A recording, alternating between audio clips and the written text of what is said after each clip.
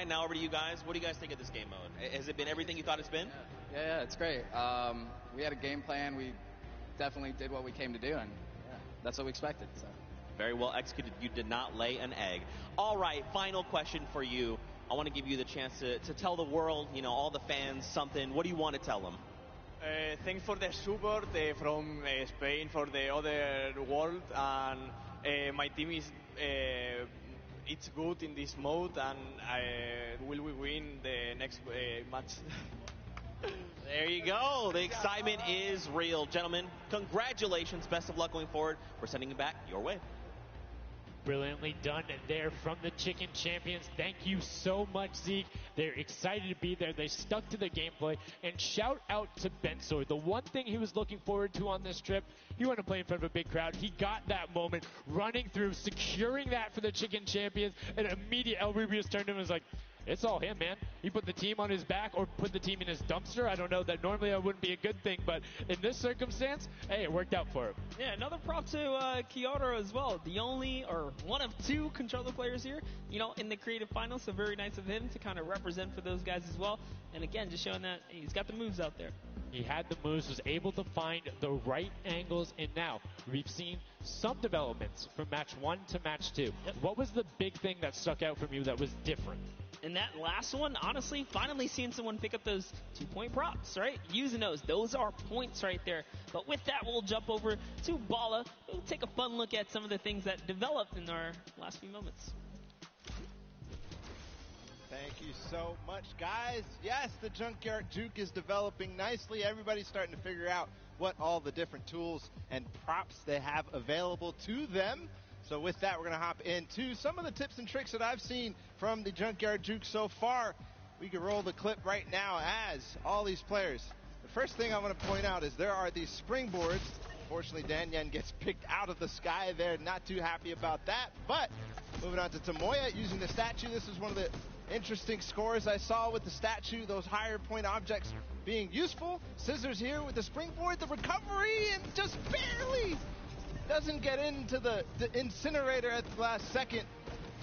And then here we have we have again just an awesome run towards there, looking like a scene out of everybody crossing the street at the same time. Here's Tracius hitting some amazing shots through the black, and then he just continues shooting, just hoping that he can get a shot. This is the other team, the Cuddle Crew, doing the same thing, but then also synchronizing, making sure they have coverage on all angles. Finally, Tomoya made some amazing calls. We'll listen to them in a second, but this is what he did, always timing it perfectly so that he can get in and make sure that his teammates also go at the same time and make it into that incinerator. So we're going to head and listen to what those communications were like from Tomoya and team. In this one, they made sure the countdown was perfect. 1, 2, 3, 4, 10. I got 10. I got 10. We are both. We are both. 1, 2, 3, 4, 5. Stop. Oh, they kill me. If they don't kill me, I score 10. Don't 1, 2, 3, I got 5. I got 4. 5. I got 10. No, he killed me. We are strong team. Yeah. I scored 0 in the second round. That's the problem. I scored 0 in the first one, so we are all close points. There you go. The Funky Fighters, they won the first Silver Llama. We're going to see if they can win the next one. We've got one more match here on Junkyard Juke to go, and we'll see who will come out on top with the Silver Llama from this. Guys, back to you. Thank you so much, Bala, for that great breakdown. Listening to the comms, that's one thing I hadn't considered. I always just kind of like, yeah, it's going to come up now. But these guys all on comms talking, have one guy counted out. That guy's just like a metronome. Make sure he has it on the dot every single time. Brilliantly done from them. But will they be able to take back that top spot? We've seen them do it. If they can grab that Silver Llama, they'll be in such a good spot. But right now, they aren't seeing the same success they saw before. Yeah, you want to get the Silver Llama, but to get there, you got to make a new strategy. I think that right there, there was a lot of information in that bit right there. You kind of noticed the team synergy, and he said something very important in his interview there. Talked about being patient. You really have to be patient. You can't let the frustration get to you. You saw Scissors very expressive on the cam. Just, it's hard to get the point through. And that's what I talked about before this whole thing started. I said, trust me, this is a lot harder than you guys think. You might just, oh yeah, I'll turn it into something and run it through. Nah, man, you're going to get shut down. But I mean, it's just like, if you think about it, it's the mental aspect that really comes with it. If you're able to frustrate somebody else, then they're that much more off their game. And these guys are all great at that, coming through from some of the Death Run qualifiers. It makes it that much harder. But thank you guys so much for joining us here. And again, don't forget, there is a fantastic, awesome event-specific merch starting here right now, today on the 26th. You can also get it on retailrow.com. Make sure you celebrate the event. Remember it, grab some from your friends, your brothers, your family, people who couldn't be here, and celebrate the first ever Fortnite World Cup. Yeah, you saw some of your favorite pros and competitors here rocking that new swag. Definitely loving it. All types of collaborations going on here. I love it when Fortnite releases new gear, This kind of allows me to always spice it up. I'm always a fan of anything Fortnite swag. That's pretty much like 98% of my wardrobe at this point. I mean, love the logos, love the bright colors, but enough from us. Match 3, set number 2, the final one on the original version of Junkyard Juke before we see the remix later on. Are you guys ready? That's right. And let's begin. The first round is on their way. Match number 3, set number 2. Who will be able to incinerate the props the most? Who will push out to the lead? And can anybody upset the Funky Fighters who took that first lobby? You need to make sure they don't get this one here. And basically, everyone's first place. Yep, and you can see there, Taldak did land a shot straight through the curtain. Very nicely done. Another kind of lane, right? You want to look at your lane, see which lane is available to you that's easy to maneuver the objects you want to bring through.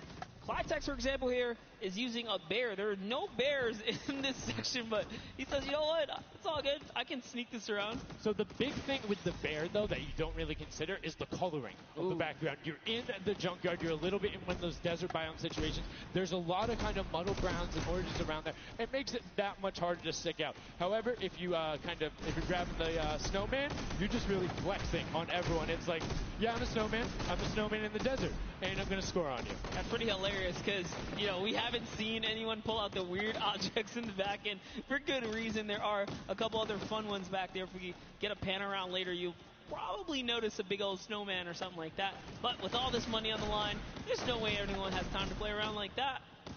You can't play around because every single one of those runs matters. And right now, we see Sunshine Soldiers swapping over. They've already put in 2 2-point props, so need to be slightly more efficient on those runs. But good job getting on the board consistently. And as we say that, 5-pointer goes in. Boom, they're ahead of the Funky Fresh, who have had a singular 10-point run. So trying to get every possible point. It's all about min-maxing efficiency. Honestly, the Little Warriors are doing a great job at defending here. They all have a ton of eliminations. Taldak at 6, Taco at 5, Kaz and Ninja both tied at 7. That is pretty good. They're shutting down all of their lanes. These guys are not here to play. Remember, as you're a guard, you don't accumulate any points, so it's good. They're knocking this out the way, and they're doing a great job defending. Keeping them out, making sure you find the right lane angles, and also sometimes just putting shots out in the right spot. You just need to be able to consistently deny as much as possible. And Taldog, that was sick! I was like, are you behind that? Yes, what's that? Didn't see that there before, didn't see that either. Taldog doing a good job so far, spotting things through the curtain. Let's see if he can find another here with a random shot. Oh, something landed. That's why you don't want to hit those spring traps there. They make it so difficult when you're a larger object coming back down because it's just so much motion on the screen. When everything else is still, if you see that thing falling through, like, it's an easy shot. And particularly for all of these players up there. I mean, Gotaga and Crew, everyone on Raven's Revenge, him, Magma, RTA, and Chappie, all have been able to hit their shots. And then, I mean, Little Whip Warriors is a team of hit your shots. That's right, and there it is. Last opportunities to make a point have just concluded, and that was the first round. There are 4 of these, so we're going to switch up the guards now. Little Whip Warriors get a chance at, trying to earn some points, and as do the others. The next round will begin. That dragon's so cool. That's so cool. Look at that. Almost looks real. Yo, shout out to the observers. That shot right there, that's really cool. Big fan of it going out. And as you can see now, round 2 is underway. This is the final match on Junkyard Juke of set 2. And right off the bat, 2 archery targets and a water heater marching on out. Yep, that archery target is worth 10 points, though. So if you can bring that all the way through, it's one of the, I guess, smaller, large point objects. Magma doesn't even care. He's impatient. He saw the blinds open up. He just kept going. Zvenoff did pump the brakes, though. Even right here, notice, stops very early. He's just trying to blend in and get as many points as possible right here. Ooh. Did get picked up. It might have been the book there. That's the one thing that you need to note that makes it very difficult about the bullseye or the archery target is the fact that because it has those placed legs, you have to be deliberate about where you're setting down. Otherwise, you're right, like, boom, right there. That book would be a giveaway if somebody decided to look down and double check that box. But there's 6 other boxes around, so relatively safe. Good path chosen there from Tyler, and opts to stop and being, a little bit of patient, and might have cost him there. I think he would have had it if he just go full send, and I think he thinks so too. It makes me laugh to see him scratch his head. His jaw drops like, oh, being so close and not making it through is so unfortunate. Taudak is going to find a little bit of success there as the Suezo, and you saw Alex J for a bit is very close to scoring as well. Here's Zan from the Fish Fam representing, hugging really close to that cactus. So long as he's not pushing through it, he is going to be able to sneak on out. He kind of hiccups there. He's going to go all the way. He doesn't care if the curtain comes down. He sneaks right underneath Tamoya. And his team up top, Funky Fighters, are at 35 points now in the guard tower. They can't earn anymore. And that was a great run there by Zandy Knight. You can see Svenos waiting for the blinds to go down, making sure he can find an angle, and then pushing in towards. Needs to be careful of that spring right there, but doesn't matter. It gets picked up anyway as he's like, hey, there wasn't a card there before. Alex JJ now looking to find a run. You can see Fish Fam and Llama Record Code currently hanging out at the top, but again, haven't had the chance to be up there, so can be expected. Alex JJ now 2 targets, both running out. Good stops at the same time, but particularly if you have 2 people taking the same path as the same item, it kind of has a little bit more of a benefit because you're like, yeah, those were both there behind. There's no way those are both props. That's what I was going to say. I was like, you know what? Honestly, if you see a bunch of the same things, they blend in a little more. It's when something's an oddball that you really start to shoot. So maybe it is a good idea to time it, right? But there's split spawns, so you don't always consistently. There's different spawn points around the map that have the different exits as you go out, so you can coordinate with a teammate. Or what you can also do is sort of bait somebody else to do it, right? So you see somebody who's running an archery target, and you're like, okay, I'm just going to grab that too, and then you follow their path. And if they get picked up, oh, well, you look slightly more natural, particularly if you're that much more patient. And you can see Svenos is actually doing that right now with Carnifex, both of them going into the box. Svenos does hit the spring, is hanging out behind the car, and will get the score. That was a great run from him. Yeah, he actually recognized Horazi was not looking down in the right direction, so he took advantage of that. Funky Fighter let his guard down for just a second there. He did manage to sneak on through, so that was the big point there in the final seconds as this round is now coming to a close there. Next round is going to begin. We're going to switch up the guards. Take another look. And no dancing, just props and shots going out from the guards. Round 3 kicking off in the final match of set 2 at the Creative Finals. Who will be able to take that second silver llama? And right now, you see Bensor is going in for the 10-point prop right away. Kutu does get the Mimic, but then opts to go for a different route as players are starting to feel a little bit of the pressure here. You can tell they need to score points. It's the first time we're starting to see some gnomes out there and another teddy bear on the run. That's right. Kantaka representing here. He's putting himself straight behind every object that he can. I love that they're using the smaller objects. It's so much easier to score with those. When you bring those big ones out, it really is hard. He actually put himself inside the truck. You see that? He's following Kuta so close here. Just got to use him as bait, really. As you get behind him, he's safe. Yep, because they don't think they're going to fire twice in there. That's the benefit of it. But right away, you see Kaz, Taco, Chappie. Great little run there from the Little Whip Warriors. That's going to push them back into contention. There's 65 points currently, but a dumpster going in from Hand of Blood. There's another 10 points for Llama Record Co., pushing them up to 90. And they were the winners of that first match. So if they can hold on, they know they'll be the guards in the final round. They need to build up as much of a lead as possible here. Carraro actually has 15 eliminations, so he had a super successful guard round. But the Chicken Champions need to get picked up here. They need these points. And there it is. He's doing a lot of work for his team, showing that, hey, I can push us up here too.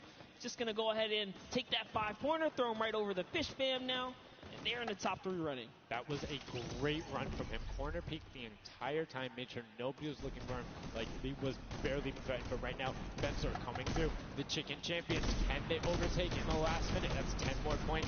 That is going to go through for them and starts pushing up. Llama Record Club needs to get in some runs. The Chicken Champions will not be on the defense with them for the last one, so they're pushing it through. Right now, it is the Sunshine Soldiers and the Fish Fam up there, so they're doing their best to delay everyone. Sandy gets picked off by Tyler, and now Carnifex is chilling in the back on that rusted out car. Hand of Blood just barely avoids the shot.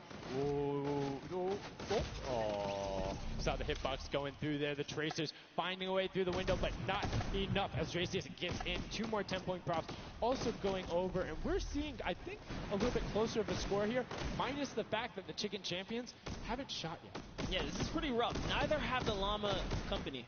The Llamas have not shot, went into the guard tower at all.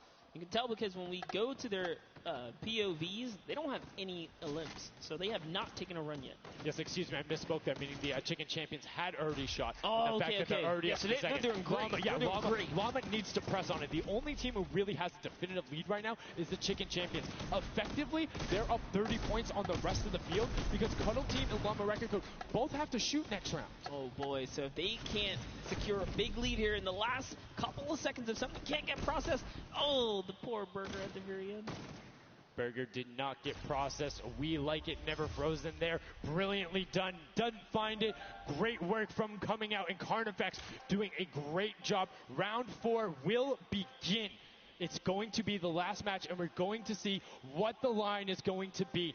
Who is up in the tower? Who will be able to defend? And can they hold them off? Again, it's Llama Record Co. and the Cuddle Crew up there.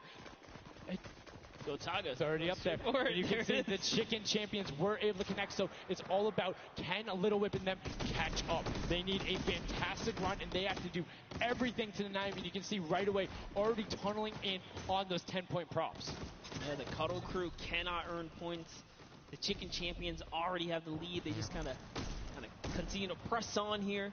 Llama Records are up at their run, but it still matters. There's so much on the line for depending on each game, right? Each game is worth so much. You still want to hold your placement regardless of what. This is still a fantastic game for all the teams in the top 3 right now. And I mean, we saw the Ravens come up huge in their last match, pushing all the way from 7th into 3rd because of clutch last-minute decision-making. Right now, Little Whips are trying to do everything they can to catch up with the Chicken Champions and not deny them. Ninja still sticking with the water heater runs, trying to get as many of those in, but the Chicken Champions are still stretching out their lead. They have a 25-point lead, which means the Little Whip Warriors have to either start fast running with the 5-point props or switch to 10-point props. They cannot catch them doing a patient 5-point strategy right now. They won't have enough time with how good the Chicken Champions have been. They have been the prop masters so far. Yes, they have. They were doing so good. And oh no, Ninja hits a huge spike there. He's trying to dodge, and he's so close to making it through. Very, very close. Here comes a 10-pointer from Taldock. Sneaks it right in. That's great for the Little Whip Warriors. That's actually going to throw them over the Llama Record Company right there. Cuddle Crew actually is somehow up. Look, the Little Whip Warriors actually went to 2nd place now. They're so close to overthrowing the Chicken Champions as well.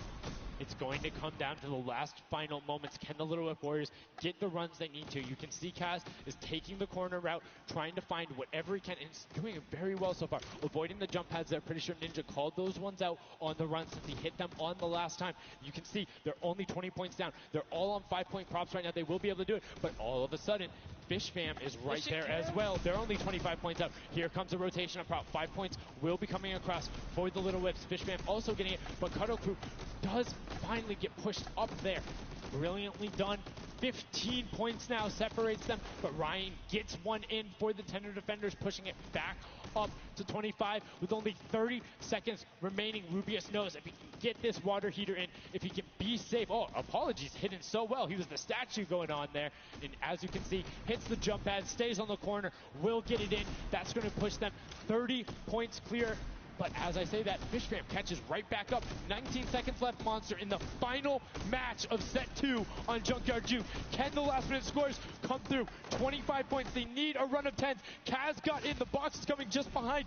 Fishfam gets picked up. The Chicken Champions have done enough to round out the final match. Brilliantly done in match 2, repeat in match 3. They are the Chicken Champions. Excellently done, and they defended their crown. That's right, and you have to give props to everyone else that managed to kind of hold a top 3 lead, especially right there in those final moments. Little Whip Warriors, the Fish fans really coming up at the end there, bumping up their prize earnings, because every round everyone's a winner, but you can earn just a little more. You can win a little bit more. Yeah, it was just brilliantly done there. And these are actually the creators who helped with this. Brilliantly done from them. Some fantastic gentlemen. Thank you guys all so much for your help in making this mode come to life. Some fine gentlemen up there, the creative builders, were at that game jam out there, spent hours and hours, and it really blows my mind to see what they're able to do in this creative mode. Because, like, I'll go in, I'll play some stuff, yeah, I think I'm pretty good, and they're like, oh yeah, after 20 minutes I have this full game mode, here's how the scoring works, here's the barriers. I'm like, and that's the magic of creative, right? These unlimited possibilities, really, when it comes down to coming up with these game modes. We've seen tons of fun ones, obviously developed not only for the creative kind of fun side of the community, but the comp side as well, right? There's plenty of great game modes out there. Yeah, shout out to all the guys out there playing Storm Wars. We know you guys enjoy it, but that was a fantastic way to close out set number 2. And honestly, I enjoyed Junkyard Juke. It was fun to see kind of the definitive playstyles come out. Patience ended up being key, but players started finding the diagonal runs, knowing that, like, hey, I'm going to stick with the statue because this is my comfort, or like, I know on this run I can be blocked by this tree and this dumpster, and I only show myself once. But again, brilliant from the Fish Fam and Little Whip Warriors to push up and pass those guys in the last moments, pushing them into the top 4 and earning just a little bit more of that prize money. That's right, because they want it all here at the Fortnite Creative Finals, and it's going down. So, you love to see it. We've seen a series of, I guess, different people succeeding, right? And all of these, the Chicken Champions really kind of came out. Well, that's what, again, I love about all of this and about creative. There's so many different skills that Fortnite isn't all about one individual thing. You see these guys, and what they're doing is incredibly well. Able to execute the game plan, talk with their teammates, come up with something new, and the Chicken Champions elevated. They were clearly better than the rest at Junkyard Juke, but the question is, will that continue when we get into the Golden Games? Right now, we're going to get a chance to speak with the Chicken Champions, who's up top with Pooks. Pooks, what do you got for us? Thank you so much, Sundown. I am down here with the Chicken Champions, who surprisingly didn't fly the coop. They put on an absolute clinic today in the creative trials. I'm here with Rubius. Now, you guys won the last game as well, so 2 in a row. You guys had a pretty great strategy. Do you want to kind of talk me through that a little bit? Oh, what can I say? It's the power of Norway, the power of Spain, and the power of Detroit. Like, we're crushing it. And we're a chicken, so we're good at hiding. Like, we're not good at shooting and stuff, but at hiding, we're the best. The best strategy, I think, is, well, let him take the big stuff, and we are like the supports. Like, we take the small stuff, the 5 points and stuff like that, and the trick is, don't tell them anybody, but the trick is to go in the corners. Like, no one is watching the corners. It's insane. So no one is watching the corners. I hope all of your competitors did not hear you just say that. Now, he said that you were in charge of taking the big items. Does that put a little bit more pressure on you? No, it's good. It works good, so. So you guys have a ton of confidence now. You have won 2 games in a row. I'm so excited to see how you all perform in the rest of the day. Going into these next games, do you have anything you're going to change, or are you going to keep things the same? We're just going to keep things the same, stay consistent, keep well ahead, play slow. That's really it. So. And finally, just for you there on the end, I just want to talk a little bit about, you touched on the diversity of this group. Yeah. Now, I know you guys have really not played together much before. What has that been like, coming together, playing here with your teammates from all over the world? It's amazing. Share these moments with my team, and the next mode, it's amazing. And bueno, this parkour, I think my team is very good in parkour, and I win. We win. You guys are so confident. I love it. Hopefully that carries on into your next games. Congratulations again, guys. Thank you so much. Sundown, back to you. Can I send some love to Twitch chat? Oh, Let's go. Twitch chat. Twitch chat. There we go. No. Hey, it's everywhere, man. Thanks for the plug out there, El Rubius. Fantastically well done. Love to everyone all over, no matter where you're watching, whether it's Fortnite.com/watch, on Twitch, on YouTube, in client, you're loading up all that stuff. Thank you guys so much for all of this, it being here. Set 2 is done. It's wrapped up. But, I mean, we saw a big shift in the gameplay. We saw a lot of different changes going on, and it's going to be interesting to see what ends up converting into the Golden Games when we see a little bit of a remix on it. Not going to spoil any surprises. I know, it's fine. But I'm just curious to see who is able to then take their gameplay and enact it when you get to think on it. Because you get to then process and be like, okay, we were this close. We were right there. If we had maybe like a little bit more aggressive, or like maybe if we were a little bit better on defending, or maybe one person picked a different lane, the result could have been different. And these guys have been so good at adapting to the circumstances that I have no doubt that the Chicken Champions aren't just going to comfortably sit on top. Yeah, not only that, they gave away some strategies, so we'll see if Bala outside can, kind of break that down and see if he can give us a little more insight on everything. Thank you so much, guys. The action is heating up. It's also heating up outside. Trying to cool off a little bit here at the Fan Festival, but awesome games of Junkyard Juke, and Chicken Champion seems to be racing away with this one. We're going to take a look at some of the moments from that last game and how they won. So here, first off, just having a good time in the front, and also maybe flexing a little bit their trophy that they may have just secured in terms of a llama. We'll find out that later. But their strategy the entire time, they said it before in the last game, they're just trying to go for the high points. They're just trying to score these, at least getting not those 2 points that Monster was advocating for, but go for the statues, go for the boilers, all those things that net you tons of points, and that's how they came out to a lead. Here it is again, them just cheering on. We have the reactions from the Chicken Champions on their win as well.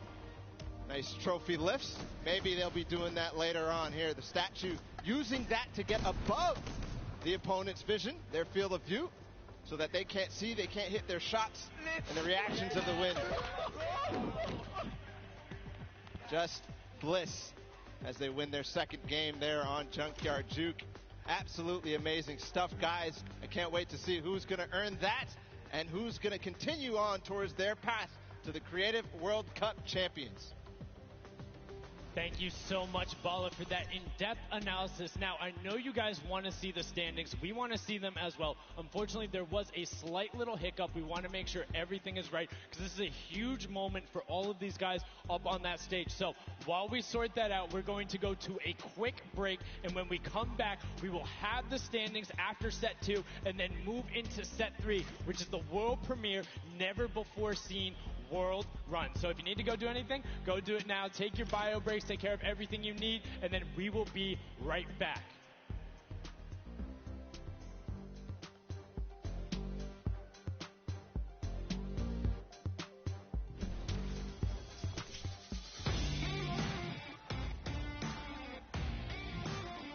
Hey, my name's Magma, and today I'm in New York because I qualified for week 4 of the creative trials for Godiga's map. I'm really looking forward to showing my skill set off and meeting all the players and showing everyone what I can do here. When it was first announced that there was going to be creative trials, I was really looking forward to it because it was all I did pretty much 24/7. I looked at it as an opportunity. I find after playing Battle Royale, when creative first came out and Scissors released his first death run, I just instantly sort of, took a liking to it, and I enjoyed playing it. And I guess from there afterwards, when I found there was money involved with doing death runs and stuff, that sort of caught me and caught my attention, and I started playing more. So with my team, my captain is Godiga. He's a French content creator, and my teammates are Chaps and Ardia. I think we can do really well at the Creative World Cup. I think our team has a good combination of the death run skills, but also the shooting and building and the good chemistry we have in the team. I think it can really make our team do well. Magma and my team, Raven's Revenge, is going to do really good in the World Cup, and we're going to smash the rest of the competition because we have the Battle Royale skills, building, death run, we have it all.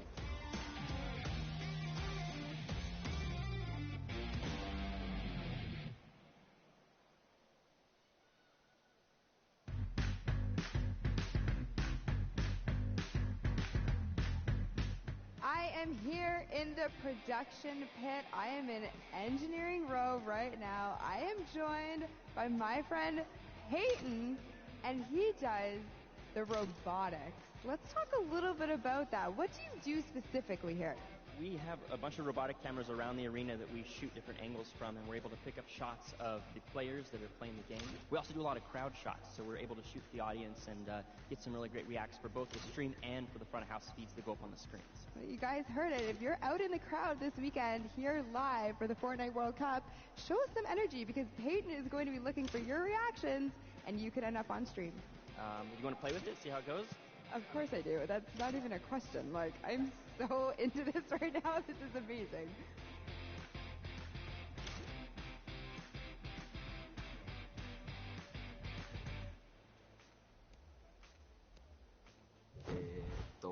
I'm Scarlett. I've come from Japan. I'm happy and excited to be playing with so many players that I've seen on the internet. My favorite place to drop is Fatal Fields. If I win the Fortnite World Cup, first I want to buy a house, and then I'm going to eat a lot of food.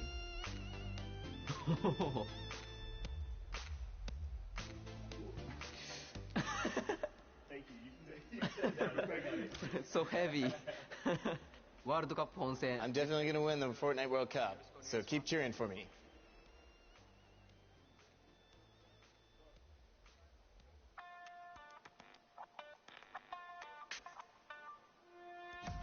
Hi, I'm Fortnite and I'm here to compete in the Creative World Cup. I competed in most of the trials and was really excited when they announced the bonus weeks after the original 5 were over. And I competed in the Jadith 100 level map and I had to speedrun 100 levels as quickly as I could. I really enjoyed like all the different styles of maps and death runs that there are, and I really enjoy speedrunning them and trying to get as good as time as I can. The moment I found out that I qualified, it was just insane, and I wasn't sure if I was going to before that, and it was just crazy that I am here. And Fortnite and the Sunshine Soldiers are going to win because we have 2 captains, so we're twice as good. What is going on? We are getting some good practice here for the Fortnite World Cup Creative Finals happening very, very soon. A lot of first thoughts, first looks at the Sky Station Showdown, which is an incredible map. It was a great map. I mean, it mixes a huge new element into the game. You know, you got to protect the person with a sword, capture the objective, but my team, great teamwork, and, you know, we kind of pulled through at the end there. It was awesome. 1,000%. You know, so being able to kind of get your hands on the map, you know, before, obviously, the big moment. Practicing, it's nice. It's huge. It's huge. And so, like you said a second ago, this is a brand new way of viewing Fortnite and playing Fortnite, which is incredible. Exactly. It's super exciting. See what people come up with, and then also turning it into a competitive aspect and put it in the game and make this tournament, so. It's amazing. So any general kind of thoughts, concerns maybe about strategy? I don't know. You know, I think we won, so we know the strategy. All right, listen, this is practice still. We've got the big moment coming up very soon, but do you want to shout out your team real quick? Yeah, no, we've got some speedrunners in our midst, actually. We've got Tyler, we've got Zand, and Suzu. They are all speedrunners of death runs. And as you know, later in the Creative Cup, there's going to be a death run involved level, so we're going to take that one home, too. Inspired by the creative man, Scissors himself has made many a streamer, many a content creator very angry with a death run, myself included. Great job with the practice round. We'll see you very soon. I'm excited. Thank you. Ladies and gentlemen, welcome back to the Fortnite World Cup Finals. We are here in day number 1 where the creative finals are going down. The stadium is jam-packed with fans from around the world who have traveled here not only to watch us crown World Cup Creative Finals champions, but also solo and duo champions as well. I'm Zeke, this guy right here is Bala, and we're getting ready to hop back into all of the action. Now, I think, you know, we've seen a little bit of the first 2 game modes. You know, we got to see a little bit of the Sky Station Showdown. We got to see a little bit of that Junkyard Juke, but there's actually something that Sundown teased, and that is the World Run. Yep, the World Run coming up next.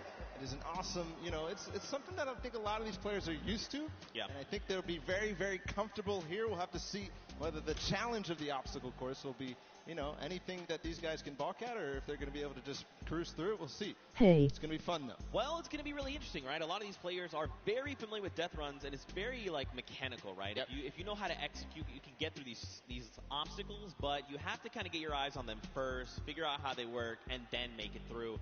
So I think it's going to be very interesting, very fun for everyone here, and all the players as well. I'm hoping to see someone make it to the end. I don't know that anyone will, though. We'll there's see. 30 coins, and from what we've seen in practice between us and other people, it's very difficult. So we'll see. We'll hop into the overview and stuff like that later, but just to give some examples of the things that there are, there's the trap, trying to trigger them, making sure you move. Impulse grenades are in play in this.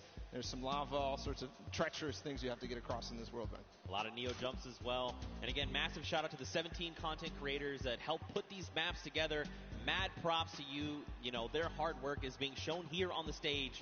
And these guys are at home, here, of course, playing it as well. In case, you guys forgot, I'm Zeke. This guy right here is Balo. We're getting ready to jump into these next few matches. We'll get you guys up to speed with all the format and all those things. You kind of tease it, but we'll get there in just a moment. And very quickly, the Chicken Champions were actually the winners for set number 2, Junkyard Juke.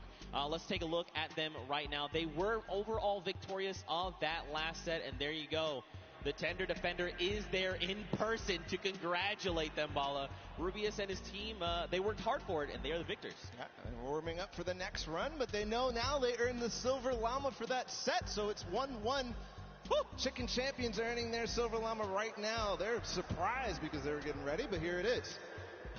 Rubius is like, wait, do I actually get that? Is that actually mine? Yes, it is. Yes, it is. So, they are the current set winners. They have a Silver Llama for themselves. So that's now 2 different teams that have a Silver Llama.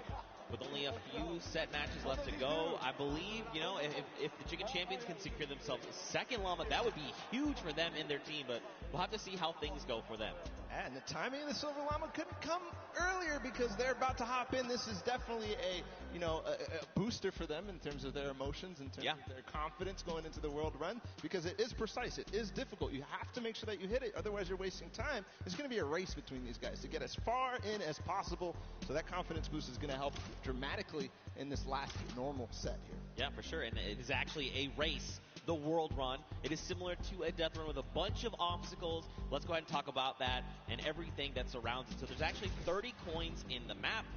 Whichever team gets all 30, the fastest or as many as possible until time runs out will be the victor for that round set. Like I said, these are insanely difficult obstacles. I'm going to be honest. I'm going to be forthcoming. I'm going to be vulnerable with you, the Fortnite fam. Listen. Uh-oh. The farthest I got was 14. It's not bad. Okay.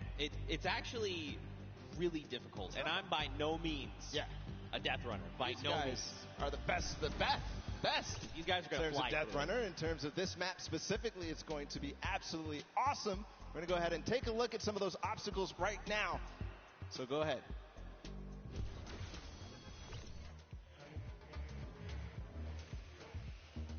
We're going around the world in this new creative team, Death Run. In this challenging new creative game, 8 teams of 4, led by some of your favorite content creators from around the world, will compete to collect all the coins in their lane faster than everyone else. The first team to collect all coins in their lane wins. If they don't finish, the number of coins they collect will determine their placement. If a player is eliminated, they'll respawn at their most recent checkpoint. Any team member can grab a coin for their team, so players will have to work strategically to gather all of the coins before the 10-minute timer runs out.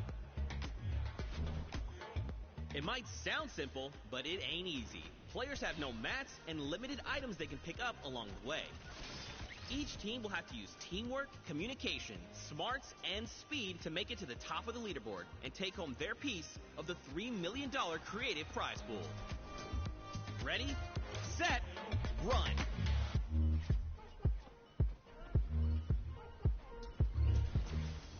Zeke, I do not know how you just did that while you were here. That did not sound like you here at all, and I didn't see your mouth move. I'm magic. That's just how it goes. That's just how it goes. But yeah, World Run, you got a little bit of sneak peek there. We're getting ready to hop into these games right now. Speaking of which, let's just go ahead and do that. I think this is going to be very, very fun. We are getting ready. If you guys here in the stadium are ready and excited, let these teams hear it. Let's hear you right now. Man, that's so weak. No. Okay, let's pretend the first one never happened. Like I was saying, if you guys want to let these teams know how you're feeling, let them hear it. Yeah, that's what I like to see.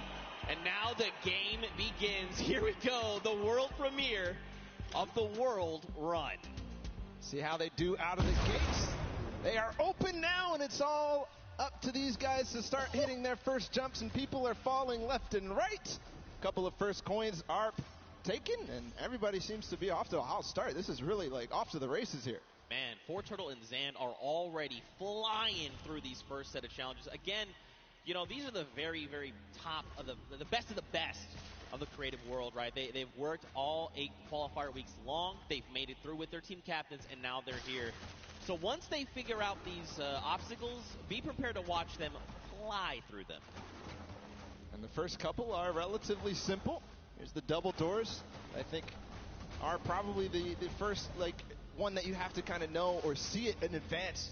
And then here, the impulse jump into the tire, into the castle, and 3 players have already made it all the way there. It's neck and neck between most teams right now, 10-8. Bro, I'm so mad. Do you understand? I literally had to play this to completion, all 12-minute rounds, 4 times to make it halfway, which this is the castle. And these guys got it in like 3 minutes. I'm upset. Oh, this is why they're the World Cup creative players, and you are not. You're here casting. That's cool. I'll hold that L, I suppose. I'll hold that for sure. So there's a few challenges here in the castle here, Bala. But as you saw there, Karora actually took a little peek at it. There's these little bumpers, and that'll actually send you upward into the next, basically, tier. So the most optimal strategy here is actually to leave two of your teammates behind, send 2 up to try and gather more coins faster. Because otherwise, you're just going to dedicate too much time, and you really want to maximize your time in this world run. And there's definitely a couple coins that you want to get as fast as possible through here. They're trying to get the half slides through with the chiller traps. Right now, nobody seems to have figured it out just yet, at least in the view that we're watching. But meanwhile, the Fish Fam and the Sunshine Soldiers are up to 13 now, but still neck and neck. I believe all teams are now inside of the castle, and we call this basically the first kind of tier of the difficulty for these obstacles. As they move up and go past this, they will become progressively harder. Yeah. And again, this is the first time these creative players, qualifiers, have seen the world run. They've never seen it before. They have just, they are mad. Their skills are insane. And look at this. Taldeck's already up on the next tier. So he's probably telling his teammates, all right, look, up here, I just use this bumper. What do I have to do? So he's already trying to figure it out. I like it, because that's not me. The moment I hit that pad, I was like, I guess I just keep moving forward, and I kept running. I love this experimentation. He's actually also communicating back to his teammate at the same time, because he went over that bumper, and he's looking, do I have an opportunity to go back here, or is this it? Do I have to go forward, just like you were alluding to before? And now he decides, okay, he tells exactly what's going on to his teammates, Ninja, Kaz, and company, and they move forward. Alex JJ, though, is off to really the races. He's way ahead of everybody else, I think. But no, there's a Raven's Revenge. No, it's Svenos. It's his teammate. They're moving. Yeah. They are moving. So what's tricky about that last jump there is those little directional pads will give you forward momentum, but in jumping you lose some of it. So you actually have to make it in a straight run. There you have to trigger the trap, get the impulse to make that precise jump, land on the other side, trigger the trap in one fail swoop, while also taking a step back to keep yourself safe. Now there is a little few secret ways to kind of trigger certain traps or get around certain obstacles. We'll have to see if these players discover them. But like you said, man, Svenos is destroying the game right now. Just unbelievable. And this isn't even a team that qualified from a death run or elimination run or even a speed run. They qualified from a survival map. And he's doing things like this. He is leading the pack. There's a Fish Fam up ahead of him, though. Yep. They're not hitting this just yet. This is so precise. You have to change the altitude. Is he going to hit it? No. Second try. Here's Suzo. Here we go. First jump. Now this is the impulse. You want to send you a little bit forward. Now this is one where you want to get height. You got to throw it. Try to get on top of it. No. Just barely, Suzo. And he's at 21 points right now in third in terms of coins. And it's all up to timing, I think. Zeke, we might see this end in the first match here. In the first round, they might end up completing everything because they still got 5 minutes to go. Well, we'll see, Bala, because here's the thing. That obstacle there is called the ice jump, but this next one that Turtle is at, we call this the double danger. Let's just look at this real fast. This is really tricky. He already knows. He's already downloaded. He already knows what must be done. So you actually have to double hop, double bunny hop, land on the edge, take a step back, trigger the trap without being eliminated, right? Then you can walk up this small ramp. Then, depending on how you want to go about it, you can just go forward. Yes. He actually makes... Okay, I'm upset. Third try. I'm leaving. I'm done. Turtle. And he gets the coin in one swoop. Oh, my... But one thing, we have to look at the scores right now. 5 minutes to go. Fish Fam is at 26. They only have 4 coins remaining. But everybody else is starting to fall behind. We're starting to see the Fish Fam come way out above here of the rest of them. That's because they probably have the majority of their players through. The majority of the players are collecting those coins. There's Turtle. He makes it through the double danger, collects the coin. Now, what do you do from here? They get up.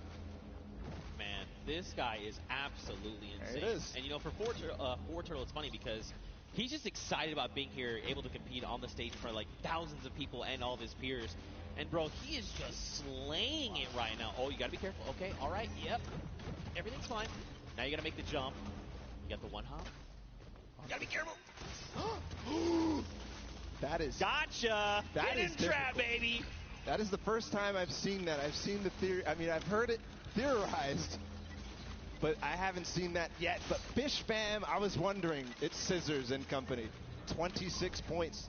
They're not at the same point that the Sunshine Soldiers are at, but they're at 26 total, the entire team. They have clearly synergized with Scissors here, but looks to be that even the Ravens Revenge are stuck at 26, so this might be a difficult one to get past. Yeah, this one, so the tricky bit about this one is there's actually no checkpoint in between here. It's where you need to get to. That's what makes the double danger that double dangerousness.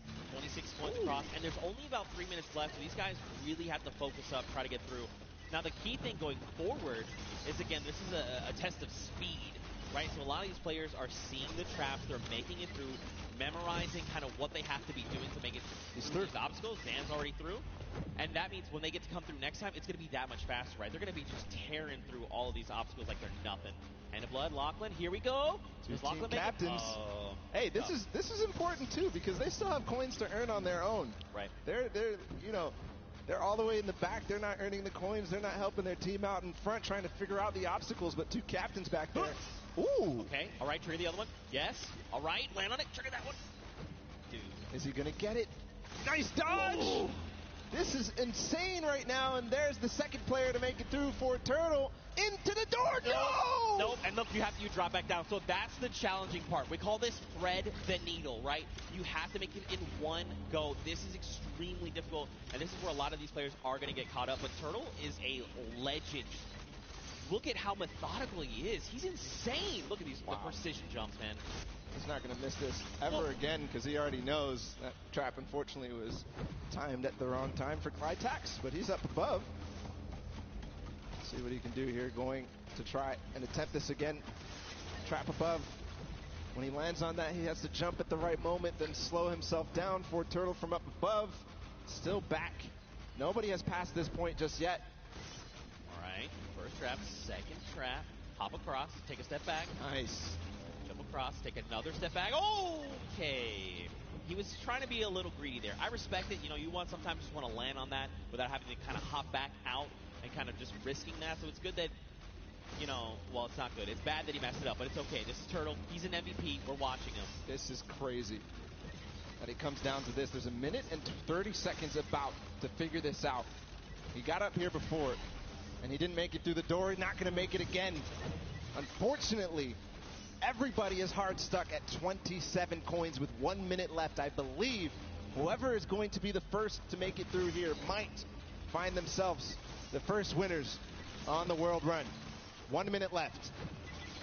You got to be thinking, are they saying Ravens Revenge? Wait, they just got the 28th coin. They might be through Thread the Needle. Next up would be, I believe, bump jumps.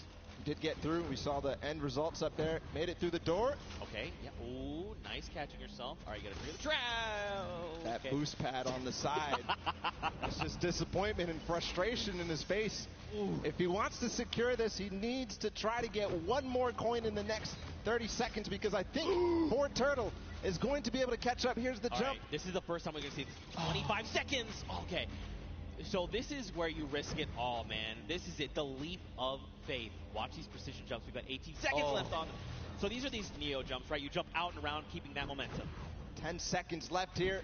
1 coin remaining for the Ravens Revenge to find. He just got to get around that corner. I don't know if he's going to be able to climb these staircases just now. No, he's given up. He says no. Everybody else is left in the dust. Ravens Revenge take the first world run with 29 coins. Not quite finishing the map, but I believe next time they might. And these legendary birds of the sky, they made it all the way up there, man. They were on the leap of faith, that last little section there. They had 29 points, and if they had made it up, especially if they made even just 2 people up there, they could have been kind of starting a rotation, right? You jump first, see how far you can make. I will follow. But the big key for them is now they know what every single relay is, right? So going into this next round, they can say, we know we have to do. Don't forget, make this precision jump here, do these little things to try and get through. And that could prove to be a very good advantage for them. Yeah, and they don't have the Silver Llama yet. They don't have anything in terms of Llama, so this is important. Any of those teams that don't have a Llama right now, they need to earn it if they want to be in contention towards those golden games. Of course, every match matters, Zeke. They are earning prizes every single match. And that's got to feel good, right, to have a stellar game here to get some of that prize pool for yourself and your team. That's huge, right? Like, so much respect to these. Also, Turtle, what the heck? Yeah. What is this kid on? Yeah.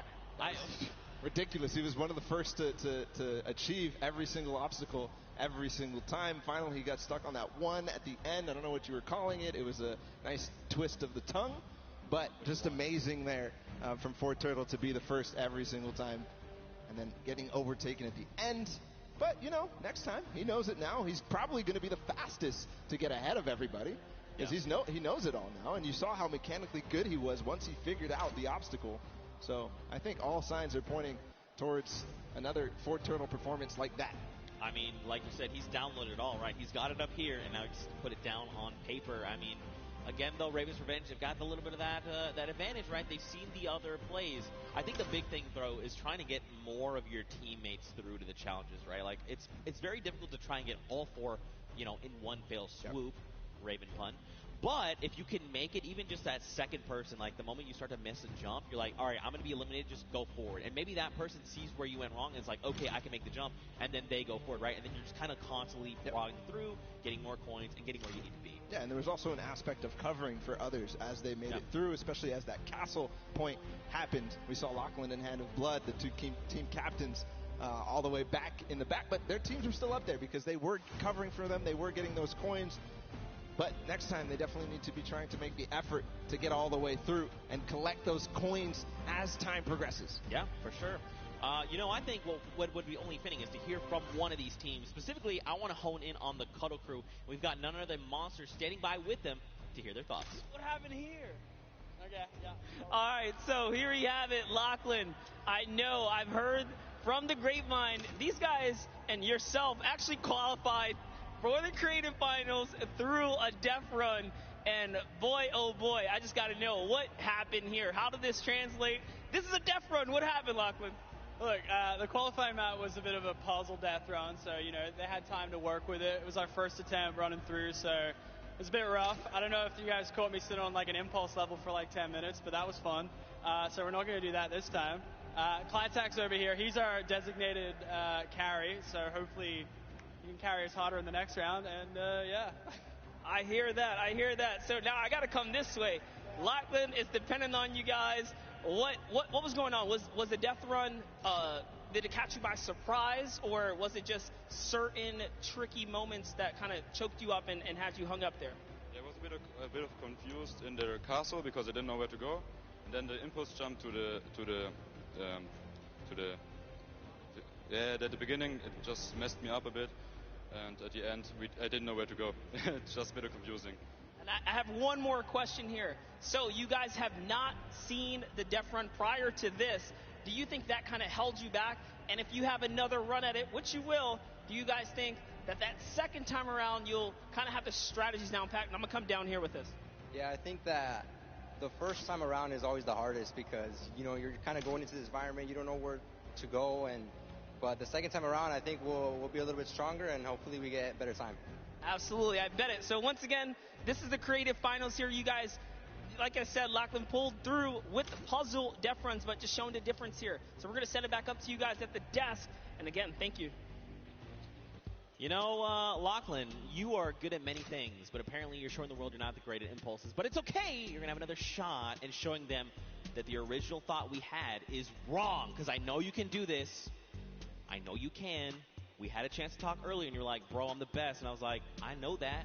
Show everyone that. You just got to show them, Bala. You know what else we're going to show them? We're going to show them the standings after that first game in this set right now. Who ended up where in terms of the prizing and where they are on their journey to the llama at the end of the set. So it's Raven's Revenge obviously in first. They earn themselves $55,000 and that much closer to the silver llama. That's right, but don't forget, Funky Fighters and the Chicken Champions both have those silver llamas. That is going to be a massive determining factor in going forward. You know, if you're Raven's Revenge, you are absolutely looking to try and snag that silver llama if possible, because that's going to put you in contention, right? Then you have to set your eyes on the gold llama for the tiebreakers. But all in all, to be able to kind of come through and win that prize money for you and your team is massive. They have confidence, right? And again, I think the only other team that stands right in their way right now is Fortturtle. This guy is a maniac. He's showing us that he is. Let's see if that happens here in game number 2. The Sunshine Soldiers fell short, but Fortturtle showed us all what he was made for. And I think we're getting ready to go into the match. As all the players are loading up right now, there's the Fish Fam, Scissors and company. They're all about to start. The gates are about to open. Guys, let's hear it for them. Ah, there you guys are. You're paying attention. I respect it. Here we go. 10 minutes. Countdown has begun. The gates are open. And now here we go. Husey is first out of the gate, immediately just flying. You can see this is completely different than before, right? Before, people were kind of taking their time. Hey, what's this? I can't see where this ledge. What's going here? Let's sit here and inspect everything. That's not the case now. Everyone is just flying through these obstacles. Yeah, a couple of these guys have not gone down yet. Here's Magma making his way through with the Ravens' Revenge. This was the team that came out on top and was the player that led them all the way up to those treacherous stairway that we saw at the end there. Almost getting up around the corners. Here it looks like we are almost to the castle even for Fortturtle. And this is the player we were talking about so much, Zeke. That's right, man. A legend in every way of the word. Stewart almost making the jump for the Sunshine Soldiers as well. Unfortunately not. So this is this trap, this obstacle, very precise jump. You actually have to impulse a very specific way, at a specific angle, at a specific distance away from you to make it all in one jump. You can also, I hope they're not listening, but you can turn around and actually impulse backwards, right? So you face away from the tires and impulse yourself backward while jumping. Again, even doing that though, very precise. You know, you have to make sure you're doing this in one go. Look, Hosey's already here. He's already trying to collect the coins. Already towards the half pipes in the castle. Wonder if he already triggered all the traps down below and grabbed that coin, or if he's leaving that for another teammate. Gonna grab that coin perfectly. Nice job by Hyuzi. Now he's moving up even further. No, he's gonna go back to get those traps. He made it. There you go, Suzu. Nice. All right, trigger the trap. Take a step back. Impulse forward. He's already too through the castle. shallow. I mean, look. Through the castle. Yeah, I'm actually surprised. So don't forget, the castle is open. So once you do make it to that halfway mark, you can just send someone forward, right? Like, even if you're the first one and you're really confident, you could say, hey, Bala, I know you made it first. Just go. Go up to the next round. I'm going to stay behind. I'm going to pick up the coins, right? So quite a bit of teamwork going into this. But look along the way, man. These jumps are crazy. Susan, what are you? Okay, what a legend. Yeah. What a legend. Showing everybody that he can hang. Just led on the team of Scissors with Fish Fam. We saw them not too far in the prizing. 18 points right now. They're leading the way. But no, it's actually Fortturtle again. Already towards these varying distance impulse jumps. And is he going to first shot it? No, not exactly. But you know he's going to hit it on the next time. Yeah, absolutely. Again, you know, this is kind of one of those things. The more that you do this, the easier it is the next time around, right? Once it's like, you throw it here, you're like, nope, that's not correct. This might be it. Okay, closer. I like it. Will he make it on the third jump? Don't forget, though, we got the Funky Fighters at 20 coins. We've got Fish Fam at 20 coins. Sunshine Soldiers that need to try and pick it up. Here we go. Nice, but get across. Nice. Perfect play from Fort Turtle. Now towards the lava jump and what you were dubbing as double danger. Does he get a first shot? Does dodge the traps. Okay. This is from where he went last time. Gets the coin. He's going to double back. First try. Oh my goodness. He went through those. I would have gotten scared there, but no. Fort Turtle knows exactly what he's doing. Going to get all the coins in first try on the double danger, but doesn't make it through, so he has to still complete it. And Suzu and Sand, meanwhile, from Fish Fam, are taking the lead. And that's what I kind of talked about, right? Trying to send two through. If you and your duo partner can make it through these jumps and get there, then you can start watching, right? Because, like, you as a player, you go to do it, you mess up and you're eliminated, you're like, what happened? What exactly did I do? You kind of go back and then kind of relive that moment. Not here, right? This is the moment that they were all stuck on for so long. Suzu knows it now. He's not going to hit the first time. Zand also attempted it at the same time. Not going to work out just yet. Here they're going to give themselves the opportunity. Suzu trying again. Triggers two. The third, yes. The jump. Right, yes. Nice. Oh, and Zand. He was worried there that he might have pushed the door off. Not sure if he made it. I don't see him falling down. Yes, he did make the doorway, and now he's back towards this thing where he has to go under at the same time as triggering the trap. He does it. He's back to the stairs. The Fish Fam only need one more coin, and they're about to do it in 5 minutes. It is so fast here. The last time we got here, it was 1 minute and 30 seconds. So one more coin for him to complete the map. He makes it farther than any player has yet so far. Where's the next pad? He actually found it first try. I don't believe it. No, that was not where you got to go. You got to go back inward. It's okay, though. He's going to get another shot. Man, that was very impressive. Honestly, I would have been like, where am I supposed to go? But that's why this is called the leap of faith. You've got to jump around that corner and hope that something will be there to catch you. Faith he has. And with 4 minutes and 50 seconds to go, not a single person, not a single soul in vision. He's going to have plenty of time to work with. We'll see if the Ravens' Revenge can repeat and get back to where they were, but it looks like Sand is also going to join as well, but no, he falls just before. Yes, Tyler too. So the Fish Fam is coming through in big numbers at this last leap of faith. And you know what could be huge here for Fish Fam? If they can make it through the leap of faith and they can actually get this coin, they're going to stop the timer, right? So less time that everyone else kind of has around to observe what's going on and try to get this practice in, the better. Here we go. Nice. All right, you got to jump in and out and around. Out and around. Yes, use the wall. Okay. All right. Yep. Look around. Uh-huh. Yes. All right. Okay. All right, here we go. Wait. Last jump. And he needs to hit the coin. This is going to be it. No, he didn't touch it. Just barely missed there. Finally hits the bouncer, and he's gone. There it is. The first players to complete the world run in 5 minutes and 52 seconds. An unbelievable time compared to what we saw last time. But still, the remaining teams have to battle it out. Back to the Ravens' Revenge. They're still on the double danger, and they are going to get through. He has to hit the door, though. Oh, he almost fell all the way back down. Here we go. Not finding the speed, not finding the bounce there. Threading the needle. Oh. You hate to see it. Now, don't forget, remember, Ravens' Revenge was the first team from last round. They made it here, and they're already kind of right back where they need to be. You've got the Sunshine Soldiers also going for the leap of faith. But look at how many coins they have, right? In theory, they should be at 29. This should be the last coin that they need to pick up. But someone hasn't picked up points. Now, where? I'm not sure. But that could make or break their performance right here. That absolutely could. We know Sunshine Soldiers had a great performance last game. Fort Turtle has completed the map. If you see him up there, he's just watching on down. But the Ravens' Revenge seem to have completed just a little bit more. Everybody now, I think, going to be trying to attempt these last couple of jumps. And they must try to complete the match.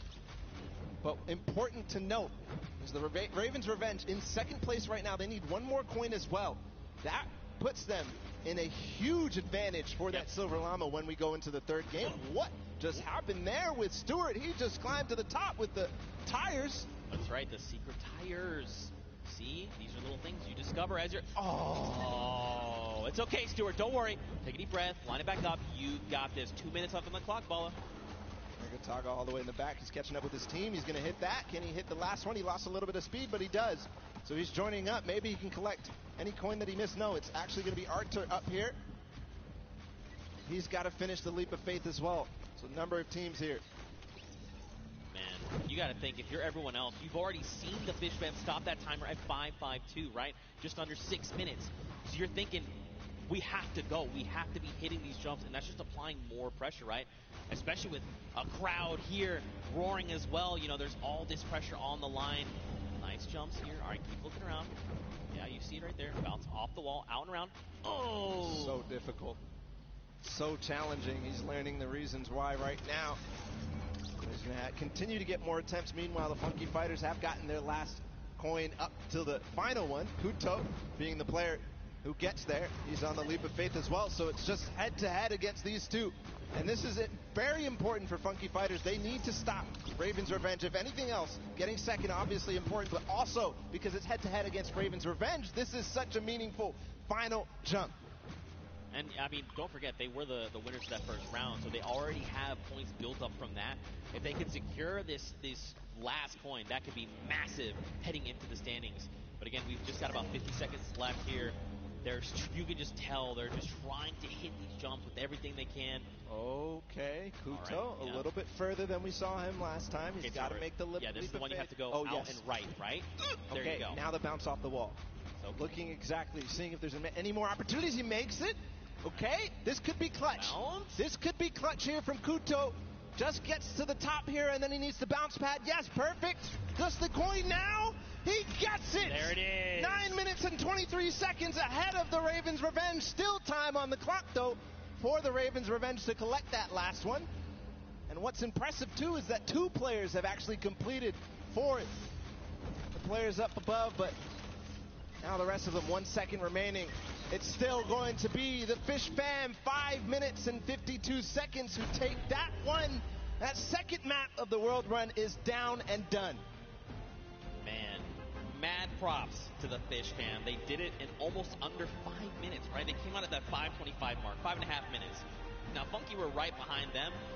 A little longer, right, at that 9:23 mark, but still, they got all 30 coins. If we have to go to tiebreakers, these 2 teams have 1 more coin than everyone else up at that 29 mark, so that could very well make a big difference heading into tiebreakers. But again, Fish Fam, way to show up. I respect it. It's crazy, the improvement from game 1 into game 2. Yeah. It was just awesome. Ravens' Revenge, obviously, in the first match coming out ahead, but Fish Fam clearly improving all across the board. It wasn't just one person. It felt like it was the entire team, because that time was unbelievable. That's going to be hard to beat. Yeah, we'll have to see who else can do it. Again, you know, Ravens' Revenge had a fantastic showing. Funky Fighters showed up there at the last moment, and then obviously the Fish Fam. But don't forget, you still got players like Fortnite over on Sunshine Soldiers. Everyone, all of these teams have someone that's going to get them very, very far, right? We've seen that. But now the question is, heading into this next match, what does that mean? Fish Fam have already completed it. Funky have already completed it. Raven have gotten close. Does that mean we're going to see another 5-minute timer? Could we see it even faster?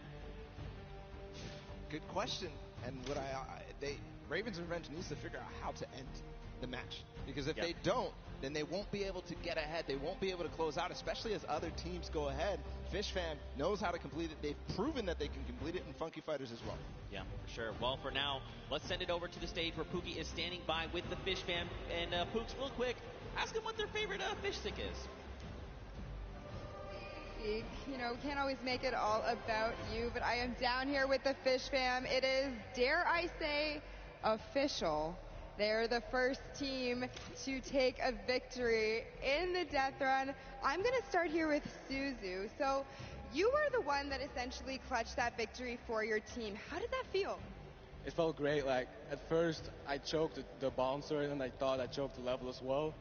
But then I figured it out, and I picked up the coin. I was like, wait, this is it? Let's go, baby. It definitely looked like you were in a little bit of a precarious situation there for just a second. Was your team coaching and helping you that whole time? Yeah, they kept track of the coins that we picked up. They kept motivating me, like, you got this, is easy, we got this, we got it in the pocket and stuff. So yeah, that felt great. Awesome. Now, I'm going to come over to you, Scissors. we all know you are the veteran of death runs.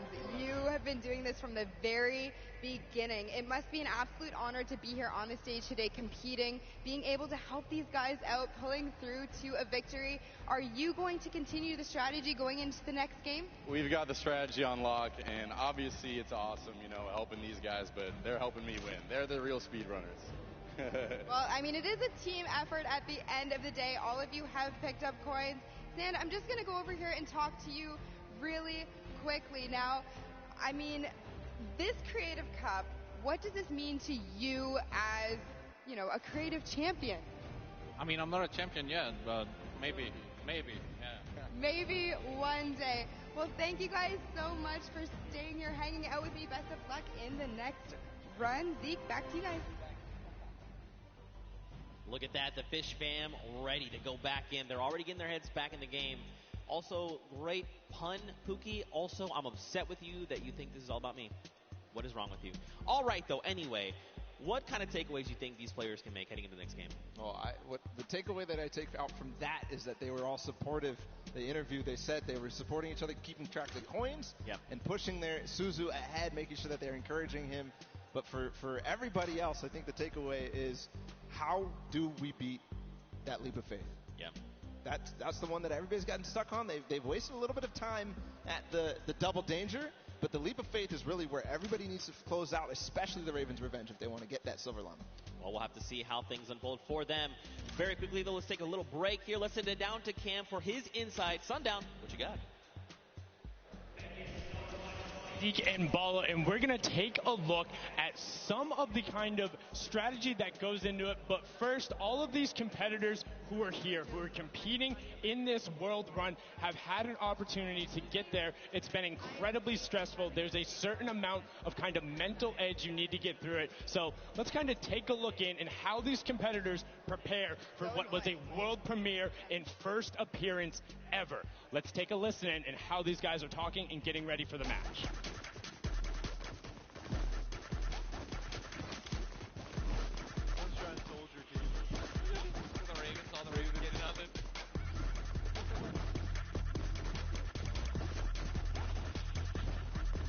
Oh, they only have one llama. Just absolutely amazing there. You can tell Ninja and then the trendsetter right there throwing the peelies in the air, but also big shout out to whoever that was on the Llama Record Co. I saw you there hitting the llama bell. I got you. But now let's get into some of what happened during the World Run, some of the kind of cooler straightaways and, some of the tough challenges that you face. So first, right away, here's a run coming out from Chappie of the Ravens' Revenge, and this was one of the first obstacles you hit. So you can see he's on pace with everyone else, but what makes this so great is how efficiently he transfers this over into the castle jump. Is barely able to delay. This is one of the toughest first things to get when you reach it. This is his first time ever seeing this jump. No problem. Hats off to you there. And then what does he do right away? Gets into the trap trigger and he's able to get them. Notice how as soon as he goes, he is quick flicking his camera back the other direction and gets all of those so consistently, able to get it. Now, we saw a smashing success on their first attempt. Unfortunately, the Cuddle Crew had a little bit of a harder time when it came to that castle jump. It's okay. This could have been my replay, and I wouldn't have been lying. So many of these, they're so incredibly difficult because you think, oh, I want to maximize my height up, but you have to get it out with the correct trajectory. Now you can see Ninja able to get through the speed part of the run and then over the top. This is towards the back half, and look how well he's able to then trigger those traps and get through. But the Fish fam were the ones who were able to make that incredible run on the back of Suzu. Now this was from his first run when the Ravens Revenge were able to get it. And if you look at the timer, next time he faces this, he about finished the course. So an incredible job from him to make sure he is pushing the limit with what they're able to do. And you can also see the level of communications. He knew he messed up right away, and then he immediately communicates to his team. He's like, hey, you got to run and then go up. Now you're in kind of that double trouble area trying to get the triggers. And this is where they got held up for a significant amount of time. A lot of the competitors not being able to bait the chaps correctly, and now we're over with the Ravens Revenge, who were able to power through this. Again, this was from the match number 1, and you can see how he's using quite literally every single space available to him, including the rock, including the jump off the side with the airstrike to then get up to that leap of faith, which is such an incredibly hard challenge. And only having 2 teams full completed it after the 2 runs when all of these players are such strong death runners. You can see the Fish Fam. Look at the timer on the clock, 5.5 minutes, and he's so quick going through it, and he's precise. He lines it up, he takes a step, and he goes. My question is now, between Suzu and Zen, they were so incredibly good last game. Can they beat that time? Can they keep pressing the pace, and will they be able to do it better? Because when you get up here, you have to do everything right, find the lineup, not miss a single one of your drops, and then get the final coin. Was able to then double back and grab it there off the launch pad for that 5:52 time in the #1 spot in match number 2. This is now the second time we've seen the world run, and we asked the question before, what happens in run number 3? Can the Ravens Revenge get over that last obstacle of the leap of faith, or will everyone else start pressing up higher and higher and being able to challenge him? Match 3 is about to be underway. We're going to throw it back inside to Zeke and Bala. Gentlemen, take it away. Thank you so much, Sundown, that insight. I mean, he's asking the tough questions. What happens in match number 3 of this set? You know, again, Fish Fam, you saw, I kind of touched on a little bit earlier, you want to have as many people up on that leap of faith as possible so they can just sit there and rotate around. But before we hop into this next match, Paula, I think we probably want to take a look at the standings. We want to see how things are going for all of these players together. And of course, you want to take a look behind us. We've got Fish Fam up there in first place from that last match. Walking away with a nice chunk of change. Ravens Revenge there in second, Funky in third. Don't forget, Funky Fighters and the Chicken Champions both have Silver Llamas, and that's going to play a big factor later on. Everybody needs to make sure that Funky Fighters do not get that last Silver Llama, because then they are out of contention if they don't have a Silver Llama. Because Chicken Champions don't really mind, because they have another place to play. They are kind of out of contention for this Silver Llama right here, but still, so many different teams have an opportunity here. The Ravens Revenge, the Funky Fighters, Sunshine Soldiers with the Fort Turtle, and then the Fish Fam as well, able to collect it. So we are going to get into the next game of the World Run, the last one of the set. Here we go. The timer is counting. We've got 10 seconds before the gates open, and they start the run. Scissors, you can see the focus in their eyes a little bit there of Turtle, and here we go. Ladies and gentlemen, the World Run commences right here, right now. Players are out the gate. Here we go. The first run, Taco, Taldak, they're right out. Ninja falls, unfortunately. So does Kotu. Zan there looks like he's making upper with Tyler. Magma, Kororo, they are just neck and neck. Again, you know, it just goes back to once they figure it out, they're just going full send. I want to see who gets out to the early lead here. Suzo, the champion of the last one with Fish Fam, is a little bit behind, but again, he has the opportunity to catch up when he starts getting to those more difficult obstacles. Right now, it's not looking like anybody really taking a huge lead, a huge advantage, because we all saw how proficient they are in these early stages. Really, the first obstacle that stumps most people is this impulse jump.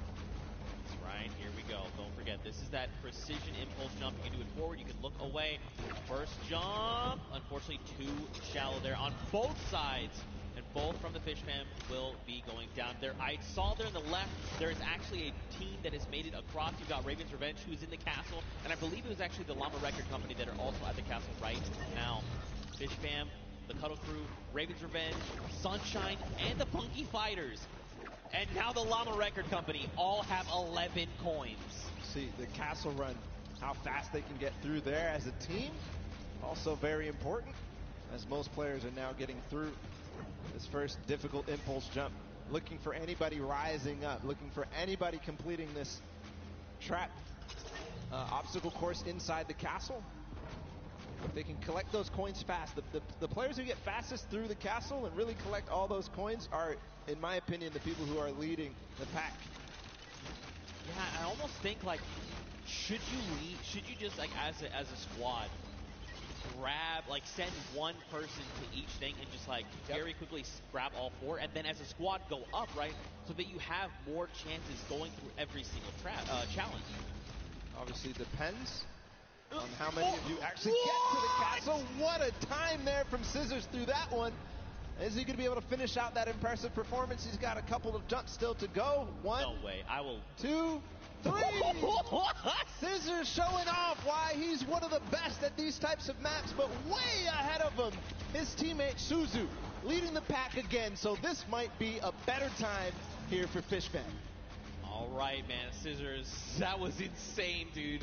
Again, like, these guys are so good, right? Once they figured out they can just do it, it's almost like muscle memory. You see Suzu here. Now, if Suzu's smart, he waits here for Scissors to get across, and then once Scissors gets across, he can start triggering the trap. He's going to opt to say, look, you know what, let's just go. I'm trying to get the coins. We need to rack up as many and as quickly as possible, because don't forget, last game, they got that 5.5-minute time on lock. They still have another 1.5 minutes going off of last game, right? If they can do it again, it's going to be huge. Waiting for the chiller on his feet to get off before he goes forward. Now he has full reign onto this one. If he one-shots this, he's putting himself in such an amazing time. He's kind of letting his team do the rest of the work. Oh, one shot here from Suzu. Is it possible? Getting through the door? No, just short. Shallow. But he did not go all the way back. He's continuing the recovery on this run. Not quite enough. Man, Suzu putting everyone in his fishbowl, saying, don't worry, fam, I've got this. Gonna jump down, first trap. Second trap, hop across, take a step back. Nice. Oh, there's actually someone else there. Is Scissors there with him? This is huge, though, if Scissors is there, because look, they can hop through together. Suzu can trigger this, and then get Scissors there where he needs to go, and then there will be 2 members trying to get these traps. Unfortunately, too shallow. Making the same mistake there on that bouncer. Speed pad up into the bouncer. You see he's trying to keep his back towards it so that he can make sure he hits the bouncer on the right point that he wants to. Kind of has it memorized at that moment, but a lot of teams starting to catch up right now, so, you know, starting to lose the pace that they had in the first game. Oh, don't slide off, don't slide off. Unfortunately, slid off. Now look, Sunshine Soldiers, they're already at the 28-point mark. So are Raven's Revenge, with Fishfam right behind them. Everyone else is tied right around 25 coins. Oh, and look, they actually sent Clytax forward. He's trying to make it to the Leap of Faith. So he's left his teammates down behind, saying, look, just gather the coins. I'm going straight to Leap of Faith. That's the 1 point we know we need. Magma up ahead as well for the Raven's Revenge. And the record of the map by Fishfam has gone past. That was 5 minutes and some. And we're now down to 5 minutes left total. Magma making sure that he makes this jump. He doesn't want to waste time. I think he might have the confidence here. Just got to bounce off the wall. No. Short. Not yet all the way through. If he can do this, he is clinching himself that Silver Llama. Stewart, okay. Yeah, these momentum jumps, very difficult, or neo jumps as they're also called. You got to be really precise. Really, I mean, you have to be very calculated with every single one. You got Chappie over here. You've got Stewart across the way as well. And look, you can see Suzu there too. I mean, there's so many people here that are already at the Leap of Faith. And look at the rest of the teams, right? Even the Funky Fighters, Little Whip, and Llama Record Company, they're at 26 points. They're closing in on that Leap of Faith. Sunshine Soldiers adding their name to the hat of people who are trying the Leap of Faith. Stewart, not quite making it through yet. Magma right now feeling a bit of frustration. He feels the pressure. He knows that he has to try to make this, try to get this last coin ahead of anybody else. Clytax has joined the fray as well from Cuddle Crew. So you can see too that Clytax is, while Stewart is using his camera, while you jump forward, you whip your camera in the direction you want to start moving. Clytax is doing the opposite. He's actually just using the momentum from his movement abilities, just like his keys, to get him where he needs to go, not even touching his camera at all. 2 different ways to approach it. They're both about the same. It just depends on which one you're more comfortable with. Magma here. He's in a good spot. Great ricochet there. All right, just take it easy. Nice. All right, good Almost. Lane. The tires? He's just going for it. Yes. He's just going for it. Could he be the first one? No, Sunshine Soldiers have actually already done it with a 6:23, and Raven's Revenge there with the 6:36. So Sunshine Soldiers sneakily got it, but still a great time from them. Don't forget, the first round, they were the only ones at 29 coins. What a close race, though. All 4 teams who were up there on the Leap of Faith have now completed it. The Cuddle Crew still need 1 more coin to actually finish the entire thing. Clytax feeling a little bit of pressure. He needs to start supporting his teammates. And then the Llama Record Company sitting at 27 right now. I think this is one of the first times we've seen them towards this double jeopardy, towards closer and closer, edging their way at the leap of faith. The Cuddle Crew have completed, meanwhile, just past 7 minutes. So the standings right now are shaking up with all of these teams being so close together. Can't wait to see where it is. Still, every single placement here matters. Chicken Champions, Funky Fighters, Little Whip Warriors, and the Llama Record Company all at 27. Who is going to come out on top in this 4-way race? And don't forget, this really does make a difference, right? They're all competing for prize money, so being able to come out ahead of another team, that's going to secure you more of that pot, so they have to be very careful, right? They have the 2 minutes left, but man, to see all these other teams, 4 of them already get that third coin. We saw that first game, it was like, oh man, Raven's Revenge, you only win at 29 coins, everyone else is not even close. Second game, the story is Fish Fam and Funky Fighters. Now, we've got 4 teams that have gotten that 30th coin. Insane, especially how close it is. Like, even look at Raven's Revenge and Fish Fam, right? Just a few seconds difference. And all that could mean a huge amount when we look at the standings at the end of the match. But meanwhile, nobody yet up to that leap of faith. Oh, actually, Kuto. We saw him finish the game last time for the Funky Fighters. See if he can do it again. He's got 1 minute and 15 seconds to do it. Came in second, just behind the Fish Fam in their record-breaking run. Can he do it now? All pressure on him. And I mean, you gotta look, right? All of his other teammates are still being eliminated, right? They're trying to get up there because, again, just more shots you can take at the leap of faith, the better, right? The more chances you have of securing that 30th coin. So many teams are approaching this leap of faith now. You can see in the background, there's at least 3 teams up here total. Could be also some players who have not yet finished the map from the other teams. As Chappie sits there, Chicken Champions making their approach. I'm wondering, Kororo, if you do this last one, you are going to beat out the Funky Fighters. And that could mean huge placement in terms of the prizing at the end of this. 30 seconds to go. All right, wait, he's made it. Okay, look like down. Okay, it's fine. Small jump. Got it. Last jump, and he's got the coin too. There you go. So the Funky Fighters finish up ahead of the Chicken Champions. Korora, fortunately, is going to fall shy. But at 29 coins and 5 seconds remaining, I think that's going to be the end there for this. These are the standings as they are. The Chicken Champions come out there. And what an amazing run it was. Wow, 6 teams secured themselves the 30th coin. Night and day situation coming out of that first world run we got to witness. But look, smiles all around. Again, in case you're just tuning in, welcome to the Fortnite World Cup Creative Finals. These are the very best of the best from the creative side of Fortnite. And they're all joined here by their team captains and facing off for a prize pool. And these games have not disappointed. The World Run, honestly, I take it all back. I thought we weren't going to see a 30th coin. I'm a liar. I don't know what I'm talking about. Nope. They smashed it. These guys are the best of the best. Fish Fam, Raven's Revenge, these guys showed up hard on this world run. Absolutely incredible performances, 2-time finishers all the way through.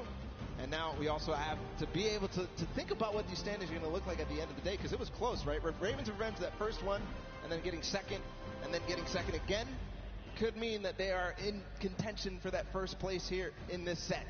Yeah, I mean, so Raven had plenty of 29s, right? They came in second, I think, just about every game except that last one. You got Fish Fam. They had the fastest time of 5:25. In that last game, we saw Sunshine Soldiers, though. They had a 6:23. So it depends where they place in those other matches, right? What does that mean for all these standings? Don't worry, we're tallying everything up. We're breaking it all down, and we'll have that for you as soon as we are ready to do so. But, man, the World Run was dope. That was super fun. It was like we were casting golf. Oh, takes a shot, and he sinks it. Sinks it first. Absolutely crazy. The tension at the end when everybody realized that they needed to make that last jump was just awesome to feel. The crowd was feeling it too when you made it towards that last one. When they finally made it through that last tire, or making their bounce all the way through, just like flying through the sky for that last coin. felt good. It's got to feel good for these guys. Yeah, and I think, too, being able to just, like, key in on different players, right? It wasn't like it was for Turtle. We saw in that first run was dumpstering everybody else. Then it was like next game, there was different people that were really showing up. Even that last game, right? Scissors, the straight back-to-back just crushed 3 or 4 obstacles in a row. It was insane. But for now, let's go ahead and send it over onto the deck with Pookie Face. She's standing by with the Sunshine Soldiers. So, Pooks, what you got? Hello, Zeke. I am down here with the Sunshine Soldiers. They're the most adorable team, in my opinion. They are coming from all corners of the globe. They've come here to compete today. Now, so far, you guys have, there have been a couple of struggles, but the day isn't over. We still have the remixes coming up, so keep that in mind. Do you guys have a new strategy going into the remix? That's top secret. Hidden information. Information, that's it. And you, coming all the way from Spain, it's so lovely to have you here, Daniel. What has it been like to... I'm actually from Mexico, not Spain. From Mexico, sorry, from Mexico. What has it been like to be a captain of your team for the Creative Cup? Yo amo a estos chicos, en verdad creo que no puede tener mejor equipo, estoy demasiado contenta de tenerlos conmigo y estoy súper feliz por la experiencia. I feel really happy. I couldn't have a better team, and I'm super excited about this experience. That's incredible. We love having you here. Thank you so much. And I'm going to come over here and talk to you super quickly. Now, you're one of our youngest competitors. So being here, seeing all of your idols today, that has to be exciting. When you told your family that you were coming here to compete at the Fortnite Creative World Cup, what did they say? They were just super happy for me, and they was really excited, and yeah. Do you want to keep competing in these massive Fortnite events? Do you love this? Yeah, it's really good. And finally, down here at the end. Now, again, all of this diversity is incredible. Now, you're here just essentially to compete at this event, but not only for that, but you're representing your country. So how does that feel? Is that a lot of pressure? Yeah, there is a lot of pressure, and it feels amazing. Even though there's the pressure, it also feels great. Well, you guys are doing an incredible job. Best of luck to you in the remixes. Gonna throw it right back over to the casters. Man, Pooks, you are not lying. They are adorable. They're all so happy to be here. You love to see it. Man, the Sunshine Soldiers again. Mad props to them for coming in with that 6:23 time in the last set of that match there. Again, though, 6 different teams. Yeah. All with 30 coins. What does that mean for the standings? That means basically it's anybody's game, right? That just means anybody can take this because everybody really was pushing the pace. Everybody was making sure that they were in towards the top. It was basically shaken up from top to bottom, except maybe the top 3, right? Yeah. Raven's Revenge, Funky Fighters, Fish Fam, all these guys completed their runs and placed highly in the other ones. So I think that they have a good opportunity here, but still, anybody's game, just like you said. Yeah, I mean, for sure. We have to look at things like Raven's Revenge, right? They had fast, they were 29th in their first game at 29 coins coming in first. Mm-hmm. They had a second place as well, and then they managed to get themselves to 6:36 time. Let's go ahead and take a look at some of these replays that we kind of watch over the course of these games. This one specifically is coming out of the Sunshine Soldiers. They did, in fact, win this last match here. But again, just look at Stewart. Look at the precision again. The leap of faith. It's crazy because, like, in just looking at it, you're like, that doesn't seem so bad. It's so but difficult. It's insanely difficult, the precision jumps you need to make. But to maneuver yourself through that, he actually made that in one hop. Everybody else was stopping before that. He went all the way to the tire and jumped over. The reactions there in the background from that team. Absolutely incredible performance to come out on top in that one. Just perfect execution on that last one. Yeah, for sure. Especially when these precision jumps, these tight jumps like the one around the wall that you can't even see. You just have to know in your head, I know where I'm going to land when I come around this corner, because it's not something you have eyes on. And once he's been able to do it, he's like, okay, I know the jump that I need to make every single time. But ladies and gentlemen, you guys got to get ready because we're coming down here to the wire. We are very close to knowing who are the set winners from the World Run. Everyone gave it their all. Man, did they show up huge. I'm not disappointed. That was so much fun to watch, especially coming off of Sky Station to then Junkyard Juke to this. Just three almost completely different creative game types we got to see today. Yeah, we're putting them through the ringer. They have to do all sorts of things. They have to show off how versatile they are. And in the World Run, they showed it. All the teams who did compete and play in the World Run to qualify for here ended up showing off really well. Obviously, the Fish Fam with Scissors and company, they had probably one of the most difficult elimination runs ever. Yeah. So clutch to be able to perform here. I think we have the standings. I think we have the winners of the set. It's going to be Fish Fam. Congratulations to the Fish Fam. Look at them. They just want to get back in. They're not even ready to celebrate. They are the winners. They're of the World Run, and there he is. Fish Stick is walking out with the Silver Llama, ready to present his team this coveted. Look at this thing. It's so shiny. All right, I'm going to go down there and steal this, actually. I want this. Anyway, there you are. The Fish Fam are being presented with the Silver Llama. Look, they're like, yeah, baby, let's go. We got that. That's ours. Well, congratulations, guys. There's the Silver Llama for them. But all focus for them is on to the next matches, because we've got a couple more to go, and it's not over yet. We've got your remixes coming up next. We've got your Golden Games. Now, first, hold on, Paul. Let's take a look at the standings. I think first, after that last set, look at this. Fish Fam come out on top, going out of tiebreakers. They are the ones that are victorious, and they walk away with the Silver Llama. But the Ravens Revenge Band, they were putting in a lot of work there, also getting themselves some prize money as well. Sunshine Soldiers there in third, and then the list goes on. Again, keep an eye on those Silver Llamas. These are the guys that are in contention for that final prize pool. Now, if you're one of these teams with the Silver Llamas, you need to secure the Gold Llama, because that is going to come. That's going to be the ultimate tiebreaker. If your team has that Gold Llama, you walk away with the win, especially because it's kind of divvied up amongst other teams. Yeah, the Golden Llama being that ultimate tiebreaker. So the next team to claim it, the first team to claim it, as we see the Fish Fam with their Silver Llama, the first team, the only team to claim the Golden Llama is going to walk away as the champions here.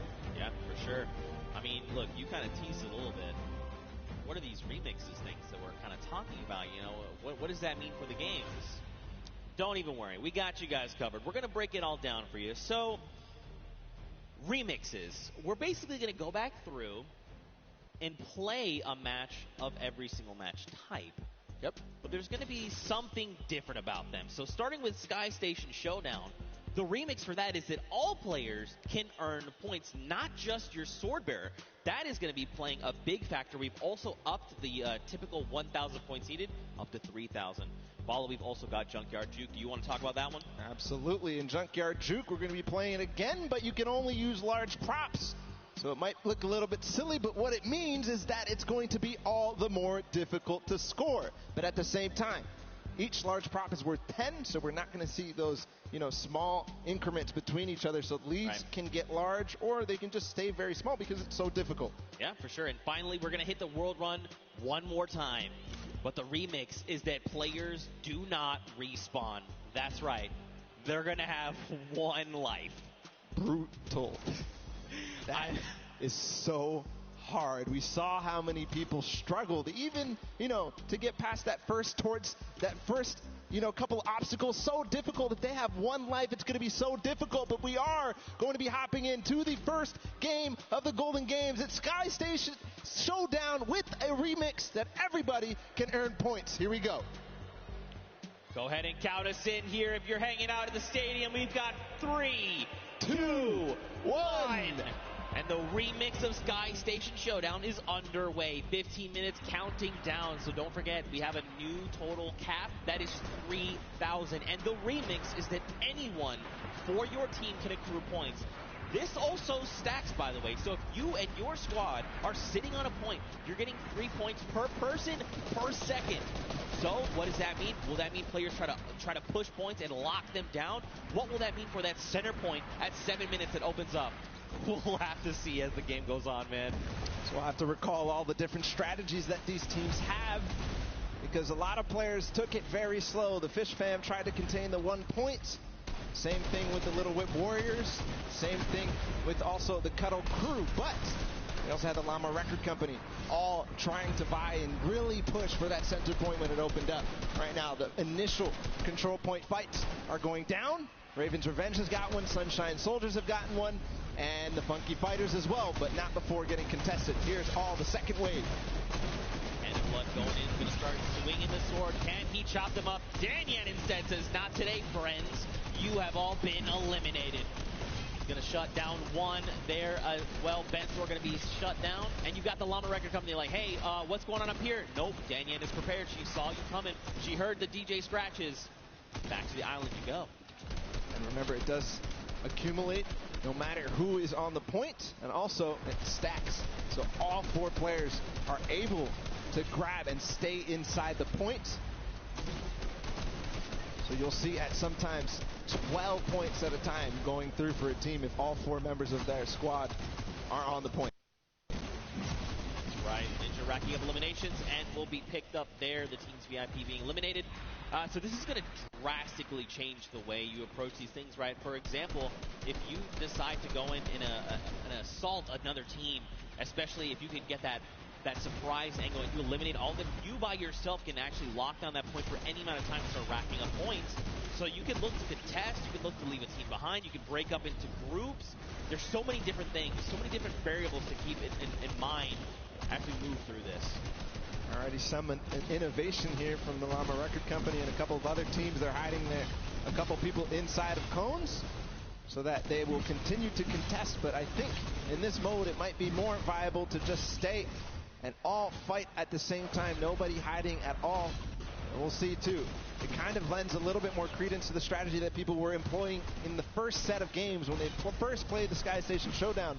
They would have somebody go off and try to clear a point or at least take out their sword bearer. Yeah. But if they do that this time and they manage to clear out a point, they're now going to be accruing on both sides. Yeah, and that's going to make a massive difference. Like, let's take a look at Raven's Revenge. They are sitting on 564 points, double of Little Whip Warriors, but they're still racking up the points right now. Ninja going to go ahead and slap Chappie back to the island. Gotaga here wants a cut of the action. It's not enough, but look, Magma also jumps into the fray. Ninja needs to get out of there, or he's going to be eliminated. Use the walls. I like this, but you do not have the HP to try and make this work. A 25. He drops Magma down based on that little jump, and look at this. Magma's like, no, friend. You get him. Kaz comes in the back. But at the same time, another player comes through, and Ninja goes down. And Raven's Revenge are holding on all the corners. I don't see them controlling any one single point. Here's the Cuddle Crew now in second place. They're in a battle with the Funky Fighters. This is important for everybody. The Fish Fam joining the fray as well. I think the Fish Fam may have overrun. Their School of Fish are taking out the Funky Fighters at last, but no, Suzu gets taken out too. The Cuddle Crew is going to abandon the point and maybe come right back. Suzu finally does control. A brief moment, but not too long later, Tamoya says, hello, I would like the red point, please. And now we've got the Fish Fam over here. Suzu's is by himself. He's got a bunch of eliminations. The ball of the Cuddle Crew is coming up. They're trying to wreck him. He picks off Sandy, but unfortunately he does fall as well. That was terrifying. They all came over the ramp at the same time. If you're just joining us here, don't forget we did increase the score limit up to 3,000. So if you're wondering, the Raven Revenge, they still got a ways to go, even though they are in the lead as it stands. I'm also keeping my eye out on the Llama Record Company. They're down at 300-ish points. They're going to claim 300 right now. And what they do, they always wait until the last moment, until that D point, the last point that opens up in the center, and they make a concerted push. I think that may be very, very strong, because in the first couple of games, as the Fish Fam, or as the Little Whip Warriors try to make a push here, they're going to get shut down. The first couple of games, they just controlled it. Every single person was on that D point at the same time. They built their entire base out at the perfect moment. They were waiting for the time to pounce on that last point. Still 2 minutes until that starts to spawn.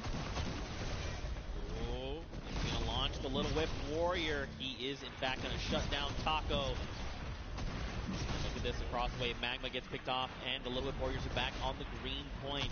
Dude, I'm very curious to see what happens when that middle point opens up, because don't forget, it's 12 points per player of your squad on that point if you're uncontested. So you could very well see an entire squad say, the moment that's ready, jump down. We're just going to try and get a massive influx of like 48 points. Could happen every single second down there. It's going to net you that, so has to put to an end immediately. It seems at this point right here, keeps getting under contention by like multiple teams. The Fish Fam, Funky Fighters, and of course the Color Crew who get cleaned out. So they're not earning anything really from all fighting at the same time. One team ends up coming out on top, but then it all happens again. So maybe some timing issues here in terms of synchronizing the push on this point specifically. Yeah, I mean, this gets way more hectic when anyone can score points, right? And the Fish Fam have been doing a great job sticking together, going in as pairs, duos, if you will, and trying to shut everyone down, but that's only going to get you so far. It kind of breaks down, too, when everybody can score, because there's so much that more important. If you're by yourself to stay on the point, in the previous iterations, if you're by yourself, you get off the point, because you can't even score. But now you have to stick around. Look at the slaps coming out. Lachlan does take out Scissors, but does fall as well. Now Clytex is just trying to get back into the fray, get himself those height with the impulses. And now don't forget, they have a limited number of builds, about 100, I believe. But right now, man, you just need to be turning your attention left and right, trying to eliminate as many players as you possibly can. This remix is shaking the very foundation of this mode. And Clytex goes in, he's going to start trying to take him down. Did not go his way, though. So this is what I'm talking about. Finally, the Fish Fam control this point that the Cutter Crew and Funky Fighters were fighting for so hard. And they control it with all 4 players, so you could see their score rising significantly every second there. At the same time, the Llama Record Company with an evenly timed push as well, but Rubius comes in. Chicken Champions take out 1, but I don't think that's going to be enough. I think the Llama Record Company, no, they don't hold. Or do they? Or do they? That is the question. It looks like, unfortunately, the answer is no, as the Chicken Champions are rolling in on the Sunshine Soldiers.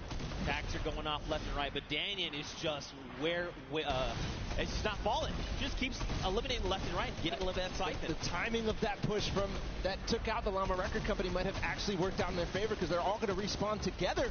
5 seconds for this D point to spawn. You can already see they're hunting. Hand of Blood, Rubius, Carnifex, they're all going for it because they know the importance. If they can all stand in there at the same time, all the impulses come through before anybody can even build a base, build some protection against them. It's pure chaos down here on the D point. And look, if you're another team on the outside looking in, as all these players are just jumping in toward that center point, you do what Gotaga's doing. Let them all fight it out. Let's just sit on the point. No one seems to be paying attention to the fact that we're about halfway through what we need to win. Let them all fight it out. Don't make any sudden moves, right? Don't be the distraction to have someone go, oh wait, there is a point up there. We need to go get those guys. I love what they did just there. They forced the 1 player there, but hold on, the Funky Fighters are all in. They have a base. There's no impulse. They are climbing the leaderboard hard. They're at 3rd right now. They're going to overtake 2nd. If this does not get shut down soon, the Ravens' revenge may have trouble looming. And look at this, Llama Record Company, Hand of Blood, is trying his hand and slaying these players, but it does not go his way as Tomoya comes in. No Llama Record Company. They stay strong. They're still racking up the points. Scissors says, no, friends. This is not allowed. You cannot continue to do this. Clytex also wants in on this as well. And Scissors meets at a timely end. Meanwhile, the Ravens' revenge have not stopped climbing points. If they have 4 members up here, it's about even to 1 player on that D point. So just continuing to stay there. Finally, the Little Whip Warriors, Ninja, and crew are going to clean that up and put an end to it just before they hit 2,000. But on the other side, Chicken Champions are looming. They have 4 players on a single point, not the mega point in the center. See what's going on with them. They're all lurking. I don't think anybody really is too worried about them, but, you know, with all 4 players here, it could all of a sudden become a nuisance. Back down on that center point. You've got Hand of Blood trying his hand again. Did not go his way. Kotu is here, though, for the Funky Fighters. He was able to rack up a small amount of points, but still, every little point you can gather is going to make a difference going in the end. And look, Gotaga and Raven's Revenge are back on the point, but so are the Funky Fighters. There was 3 for just a moment. Chaos is down, just breaking out down on the center point right now, Bala. What is this? Literally every single sword bearer and almost every single player here from the Llama Record Company is using those tactical shotguns and getting in.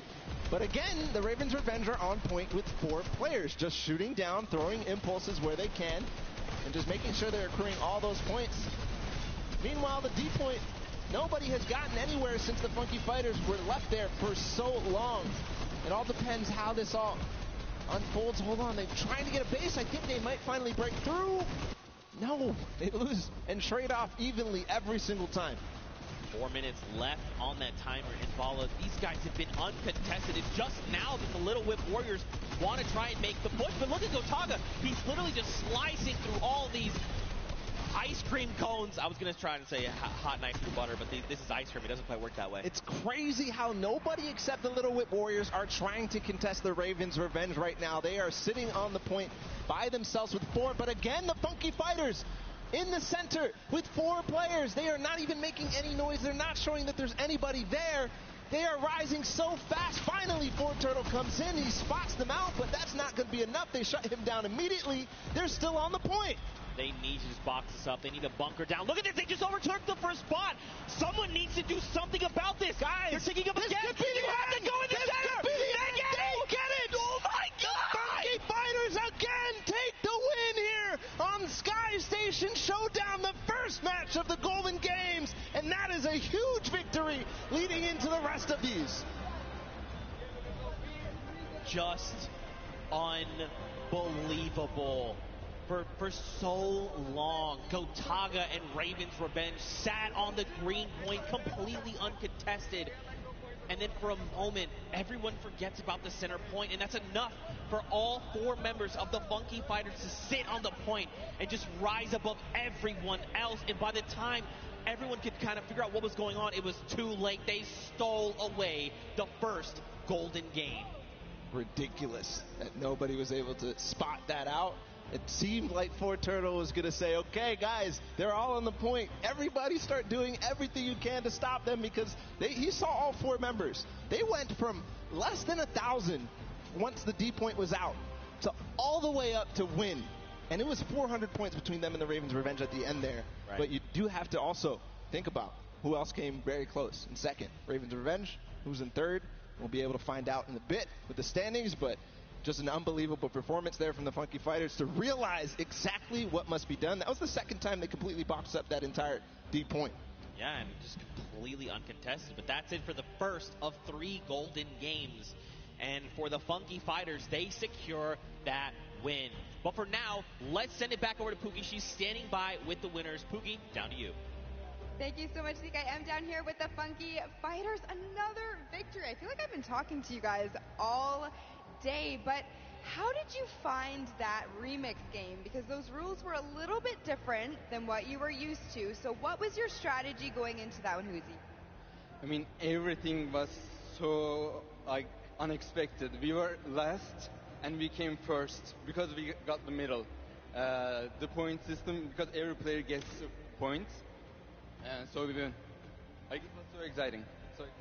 So exciting indeed. Now, Ravens Revenge was in first place for most of that match. You guys knew that you had to come up from behind, which you absolutely did. But I kind of just want to talk a little bit about how there are 3 teams tied right now for first place, and the winners of this set will be taking home that additional $1 million of prizing. So I don't want to put too much pressure on you guys, but what is your strategy going into the next game? Are you going to stay the same? Are you going to change things up? Are you going to go for the middle again? Probably. Yeah, we're just going to keep doing what we're doing, and as long as this works, we're just going to keep it up. For sure. Sounds like a great strategy. Finally, over here to you. When you heard that there was a remix kind of blind side come in, what was your first reaction to hearing that? Yellow. Go to yellow circle and win. Just win. I love it. It's so easy. It's such a great concept. You know, we talk about it all day, all of these things we break down, but at the end of the day, you just got to win. Back to you guys at the desk. Pookie with the most insightful knowledge you'll ever need in your entire life. It doesn't matter if you can just win. Just win. I'm doing it wrong. You're winning. I'm trying. We're all winning here at the World Cup. We all are, in fact. But so are these players that have taken the stage. Now, don't forget, those llamas are going to be playing a big factor in how the final $1 million prize pool is divvied out. And Pookie touched on it perfectly, actually. right now there's a 3-way tie. Yep. All right, and that's something we need to take a look at with those standings, just to give you the refresher. So Funky Fighters, Fish Fam, and the Chicken Champions all have that silver llama. Now, don't forget, every single match they play, they're also walking away with the prize pool that they're splitting 4 ways. That part's awesome. But, man, that extra $1 million prize pool at the end will be huge. So either the Funky Fighters, Fish Fam, or Chicken Champions need to win that golden llama for one of them to win, or if you're on the outside looking in, you just want that gold llama. Because if you win that llama, that means you and your team actually win that pot. Yep. You win the $1 million final prize for the Creative World Cup.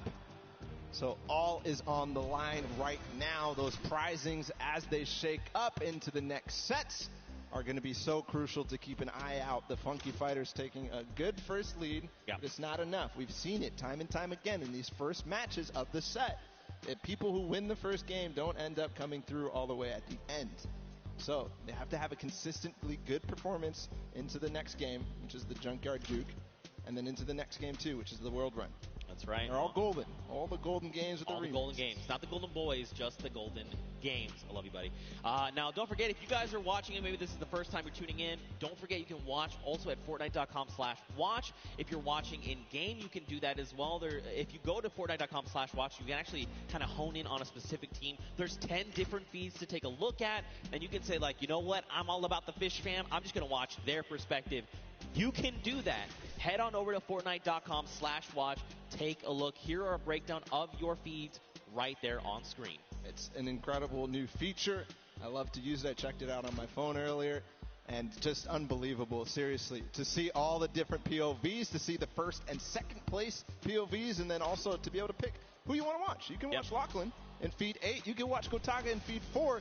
So just an awesome feature. Go check it out. It's amazing. Yeah, for sure. Now, don't forget, guys, we are 1/3 of the way through the Golden Games. First one, Sky Station Showdown, is in the books, and the Funky Fighters were, in fact, the winner. Now we move on to the second game, and that is the Prop Hunt, a.k.a. Junkyard Juke. And don't forget, the remix, 10-point props. Only the large ones. You can't go with the, little crowbar. You can't go with the wood planks. You can't go with any of that. And there is one of the prizes for the teams that won before. We've got 10 seconds until the game launches, Zeke. It's the second game of our Golden Games here, guys. It's time.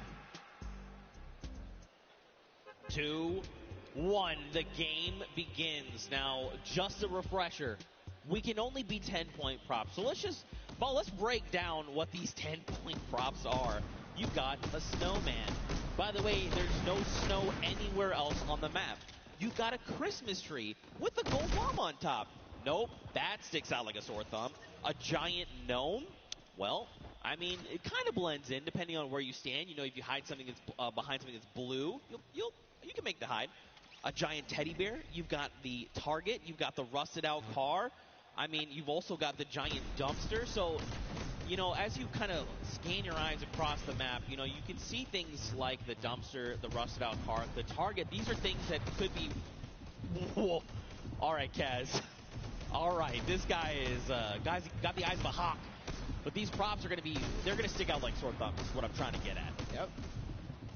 And a little... Ooh, Kaz. Awesome. You see his reaction. Yeah, even Kaz is like, ooh. He's like, wait, Scissors was there. He is finding everybody right now. Good vision.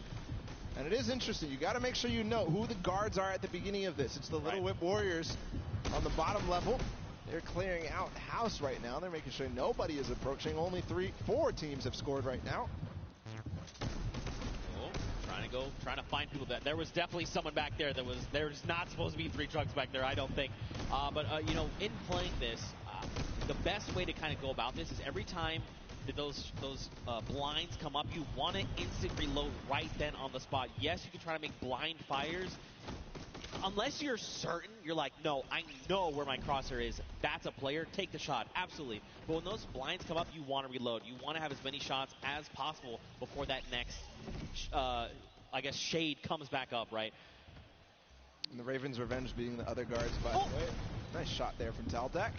But yeah, you mentioned when the blinds, I've been calling it the black, when the black comes up, take the time to reload and make sure you're taking the time like Taldak to stop and try to remember exactly what you saw. Don't move your POV, don't move your camera at all.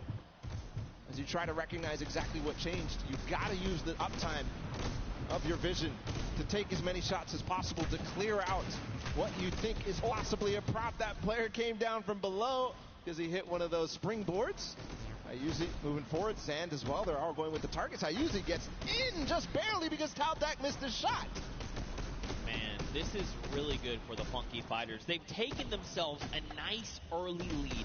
It's only 20 points, nothing substantial yet, but if they can do this every single round, again, another big prop going in, they're at 50, 30 points ahead of the pack, and the only 3 teams behind them, Fish Fam, Cuddle Crew, and the Chicken Champions. And look, time is done. So that's it. So don't forget, Raven's Revenge, they have already been guarded. So going forward, all they have to do is try and rack up points. This is going to be huge going forward. The round is going to reset. We'll get 2 new guards on deck. You've got the Chicken Champions and the Funky Fighters. So now they can try to lock out other players from scoring.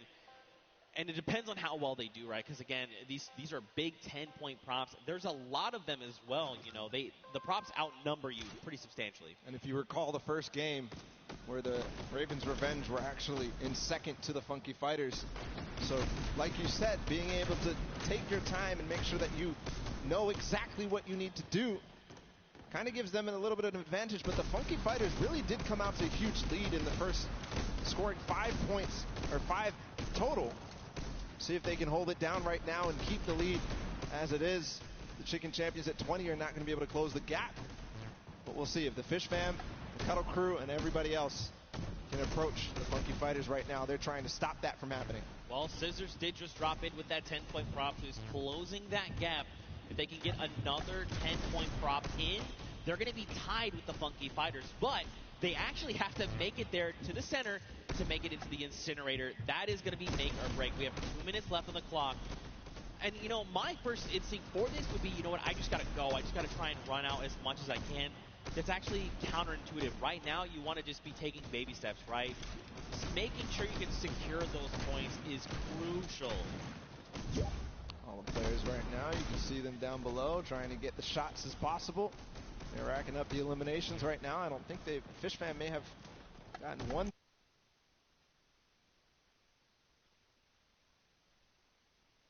Blind shooting through the black. And remember, 1:30 to go on this guard. Fish Fam.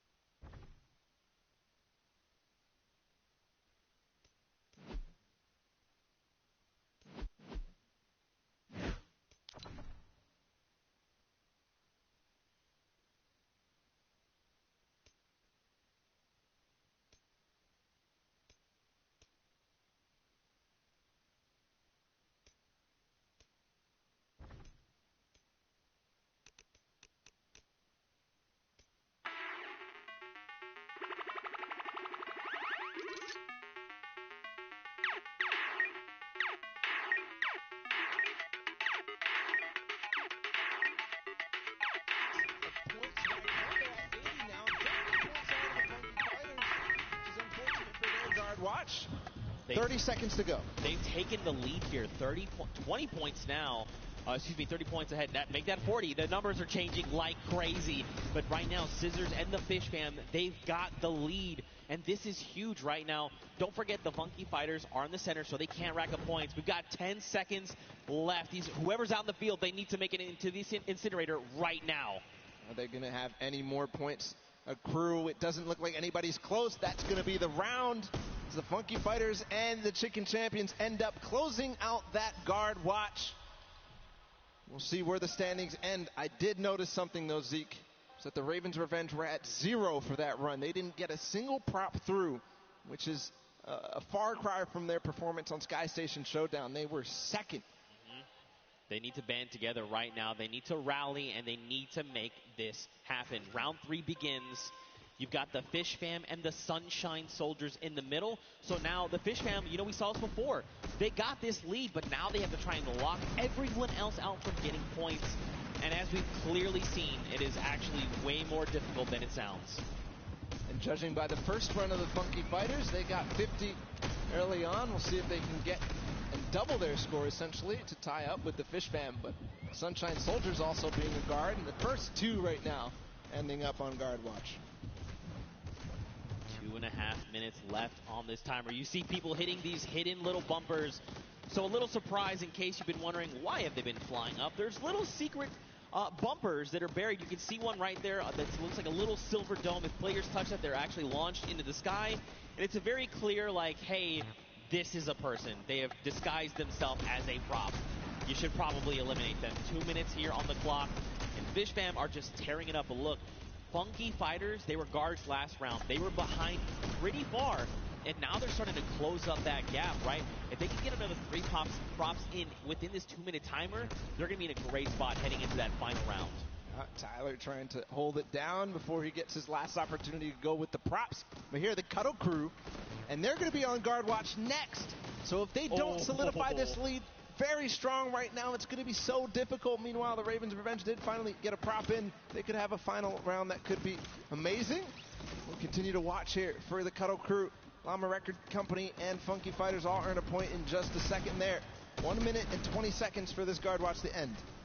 Cuddle Crew's only a single prop behind. The Funky Fighters are only 2, and so are the Llama Record Company. Raven's Revenge is now on the board with a single. That's a Raven.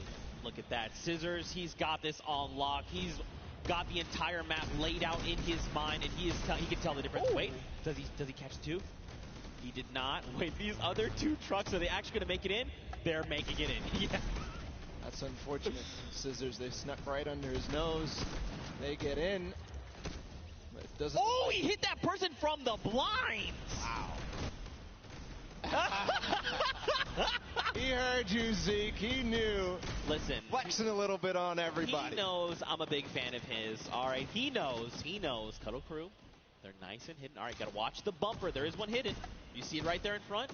Be careful. You can see it. It's right there. Don't do it. Nope. Never mind. That was looks like that was Fish Fam. And it looks like a lot of props are making it towards the center right now. I think I just saw 3 very close. Here's the approach from Huizi. Remember, they have to get sorted to get scored. So Tomoya, I think, will be the last prop here. Bensor making a push for it. No. But what a push there at the last second. They do all tie up. 3, the top 3 are tied up at 100. So that means this last round of Junkyard Juke is going to be so crucial. This is very scary heading into round number 4. So take a look. In the center of the map, you've got Spenos and his crew. So don't forget, there's 3 teams tied for first. You've got the Fish Fam, you've got the Funky Fighters, and you have the Cuddle Crew. So basically, they are well ahead of the pack, but they're fighting each other right now. The Llama Record Company, and now Little Whip and the Cuddle Crew, they're at 90, so they could close that gap, but they have to work so much harder to do that. You've got the Cuddle Crew in the middle, and this means they're not racking up any points for this round, right? They're just trying to keep everyone else from accruing points. And 5th place or lower at this point. If they don't have a good performance, even the Sunshine Soldiers, the and the Chicken could go through. Nice shot there from his team. Joining them as well as the Llama Record Company in 2nd place. So 2nd or lower is all they can achieve. So for right now, Llama Record Company, remember, they can't accrue points. They literally have to try and stop Fish Fam and the Funky Fighters from racking up points. If they get even 1 through, they are going to be edged out. Everything is riding on this moment right now. How accurate are they? How quickly and how much do they remember the map? Look at all these props here on the left side of the screen. One just got through with the quest. Little Whip, look, they took over. So did Fish Fam. Nice shot there from Great Alex shot for sure. He knew that there was a prop approaching. He knew that he didn't find anything in the last couple of seconds. He knew. Is he going to be able to find this one? You can see he's pre-firing through the black as they all try to approach. What a nice play from Alex. A nice strategy. Now remember, now that the Little Whip and Fish Fam have taken the lead, the Funky Fighters fall to 3. And since they got first in the first game, that means it's just more close when you think about the overall standings here. Yeah. Look, Little Whip again, get another prop in. They're pushing ahead, man. These guys are pulling away from the pack right now.